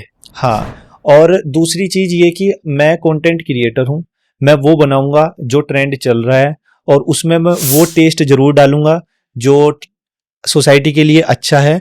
लेकिन लोगों को ना ये समझना भी जरूरी है कि जैसे ना मैं ग्रीन फ्लैग कंटेंट बनाता हूँ, तो मुझे ना लोग ऐसा समझते हैं, अरे तो बड़ा स्वीट है। हाँ, तो मैं उन्हें कहता हूँ, यार मैं ना दिखता बड़ा स्वीट हूँ, लेकिन मैं हूं बड़ा हरामी टाइप का, ओके, और चौधरी वैसे हूं। तो मैं कहाँ दब के रहने वाला हूं? अगर मैं ग्रीन फ्लैग हूं तो वो सिर्फ मैं अपने चाहने वालों के लिए हूं। मे बी स्वीट कहने का मतलब आपके वो वीडियो और पर्सनालिटी को मैच कर रहे हैं। हाँ, मतलब उनका ये है ना कि यार ये तो क्यूट सा लड़का है, ये क्या ही बोलेगा बट ये। क्यूट अच्छा वर्ड है, हाँ, आप अच्छे में ही लो, एग्रेशन हाँ। दिखाने की जरूरत नहीं नहीं, नहीं, आई मैं थिंक। मैं कोई एग्रेशन नहीं दिखाता जी, मेरा तो ये मानना है। आप ना, परसेप्शन बनने दो ये। हाँ आपने बोला था ना वो माइंडसेट चेंज करना है हमें, जी वो कम्युनिटी वाला। जी, तो आई थिंक यहाँ से अपने स्टार्ट अच्छा कर है दिया है। जी। मैं तो ये चाहता हूँ कि लाइफ में ना आप इतना अच्छा काम करो कि आपके चाहने वाले आपके लिए आगे खड़े हो जाए, उन्हें जवाब देने के लिए, जो आपसे नफरत करते हैं। आपको देना ही ना पड़े, आपके चेहरे पे एक मुस्कान हो, और आप यही कहते रहो सिंघम मूवी की तरह कि रहने दो रहने दो रहने दो, और वो कहे बाबा बताओ गाड़ी को कर दूं, खत्म कर दूं। हाँ, तो एक्चुअली ऐसा अपना ओरा बनाओ लाइफ में। और इवेंट्स भी मैं करता था, मैं कुछ भी लाइफ में जो भी मैंने किया है, मैंने बड़ी शिद्दत से किया है। और शाहरुख खान जी की एक बात को बहुत अच्छे से फॉलो किया है कि आप जो भी काम करते हो, उस काम को इतनी शिद्दत से करो कि उस काम को प्राउड हो कि वो आपने किया है। बिल्कुल। तो आकाश, हमें क्या लगता है ना, हमें अपना काम करना चाहिए। जी अच्छा और बुरा वो लोगों के ऊपर छोड़ देते हैं, क्योंकि लोग अगर फ्री बैठे तो यही डिसाइड करते रहेंगे ना कि इन कंटेंट का क्या करना है या कैसे डिसाइड करना है। और जिनको सच में लगेगा कि मीनिंगफुल है, वो ऑब्वियसली सब्सक्राइब करेंगे, क्योंकि मैंने बताया था आपको 90% लोग चैनल को देखते हैं फिर चले जाते हैं, चले जाते सब्सक्राइब नहीं करते हैं। हर वीडियो पे मैंने देखा है। सही बात है। मैंने सोचा था स्पेशली इनके लिए ना एक पॉडकास्ट, मतलब यह पर्सनल शूट करूंगा वीडियो, जाकि मैं लोगों को समझा सकूं कि देखो, जब तक आप हमें अप्रिशिएट नहीं करोगे ना, आप अच्छी सोसाइटी की तरफ पहला कदम नहीं बढ़ाओगे ना। मैंने तो बढ़ा दिया है, हम्म अब आपके ऊपर है कि आप कैसा देखना चाहते हो आगे। हम्म, मौका भी ना दो तो फेयर नहीं होगा ना। सही कहते हैं बात ना, है। किसी बच्चे को भी एक टाइम दोगे ना, ग्रो होता है, वो एक समय होता है, उसके बाद बोलना सीखता है, उसके बाद स्कूल जाता है, पढ़ता है, लिखता है, उसके बाद बड़ा बनता है, कुछ भी अच्छा हम्म, इंसान बनता है। लेकिन एक टाइम भी ना दो आप उसको, सही बात है। तो वो तो फेयर नहीं होगा ना। हम्म तो मेरे पॉडकास्ट का तो खैर यही सिंपल सा फंडा है कि लोगों को एजुकेट कर सकूं आप जैसे पर्सनालिटियों से, क्योंकि कहते हैं ना, सब कुछ होते हुए भी हम्म, चीजों को मैनेज कर लिया आपने, जी। लर्निंग के तौर पे लिया, हम्म ना कि फीस को भर के आपने कहा नहीं मैं 3 साल ना, मैं पहले जाकर एमबीए करूंगा फिर सीखूंगा। हम्म, आपने 3 महीने में वो इतनी बड़ी बात कर दी कि 3 महीने में वो पूरी लर्निंग ले ली। जी। रियली में मैं चाहता हूँ हर कोई आकाश चौधरी बने, अरे ये तो और मेरे लिए बहुत हर बड़ी बात गांव हर गली में आपके जैसा बंदा हो जो ग्रीन फ्लैग पे काम करे। है। ऑनेस्टली बिल्कुल। दिल से सैल्यूट। थैंक यू सो क्योंकि मच। ना कहते हैं ना, एक सेम एज में ना ये चीजें नहीं मिलती है। सही बात है। आजकल देखता हूँ गाली से लेके मतलब काफी चीजें अगर बोलना चाहो ना, बहुत सारी चीजें हैं, लेकिन ठीक है, एक लिमिटेशन है। पर really thank you so much, आप हमारे शो में आए, जी हमारे लिए आपने जो भी टाइम दिया, रियली में बहुत वैल्यूबल टाइम दिया आपने। जी, थैंक मोस्ट वेलकम जी। और मुझे भी बहुत अच्छा लगा आपके साथ शो करके, और ये पॉडकास्ट करके। और आपके शो के थ्रू मैं ये एक लास्ट बात कहना चाहूँगा सभी को कि भाई खुद को बेहतर बनाओ, और जैसा सर ने कहा कि अपने काम पर ध्यान दो, और लोगों को ना बहुत ईजिली अवेलेबल मत रहो, क्योंकि ये हिंदुस्तान है और यहाँ पर ना आसानी से मिली चीज़ लोग आसानी से भूल जाते हैं। तो लोगों को आसानी से मत मिलो, एक्सपेक्टेशंस मत रखो, और अपने काम पर ध्यान दो। आप बेहतर तो सब बेहतर। बिल्कुल। और हम ही डिसाइड करेंगे मे बी कि नेक्स्ट जनरेशन कैसा हो, Right. आगे वाला भारत कैसा हो, जी वो तो हम ही डिसाइड करेंगे जी, ना। हमारी अगर अभी generation, नहीं sir, चेंजेस करेंगे तो क्या फायदा। मैं इसी जनरेशन का हूँ, हमारी जनरेशन। ऑब्वियसली हमारी जनरेशन चेंजेस तो हम अभी से कर लें। जी ठीक है, thank you so much. Thank you so much guys.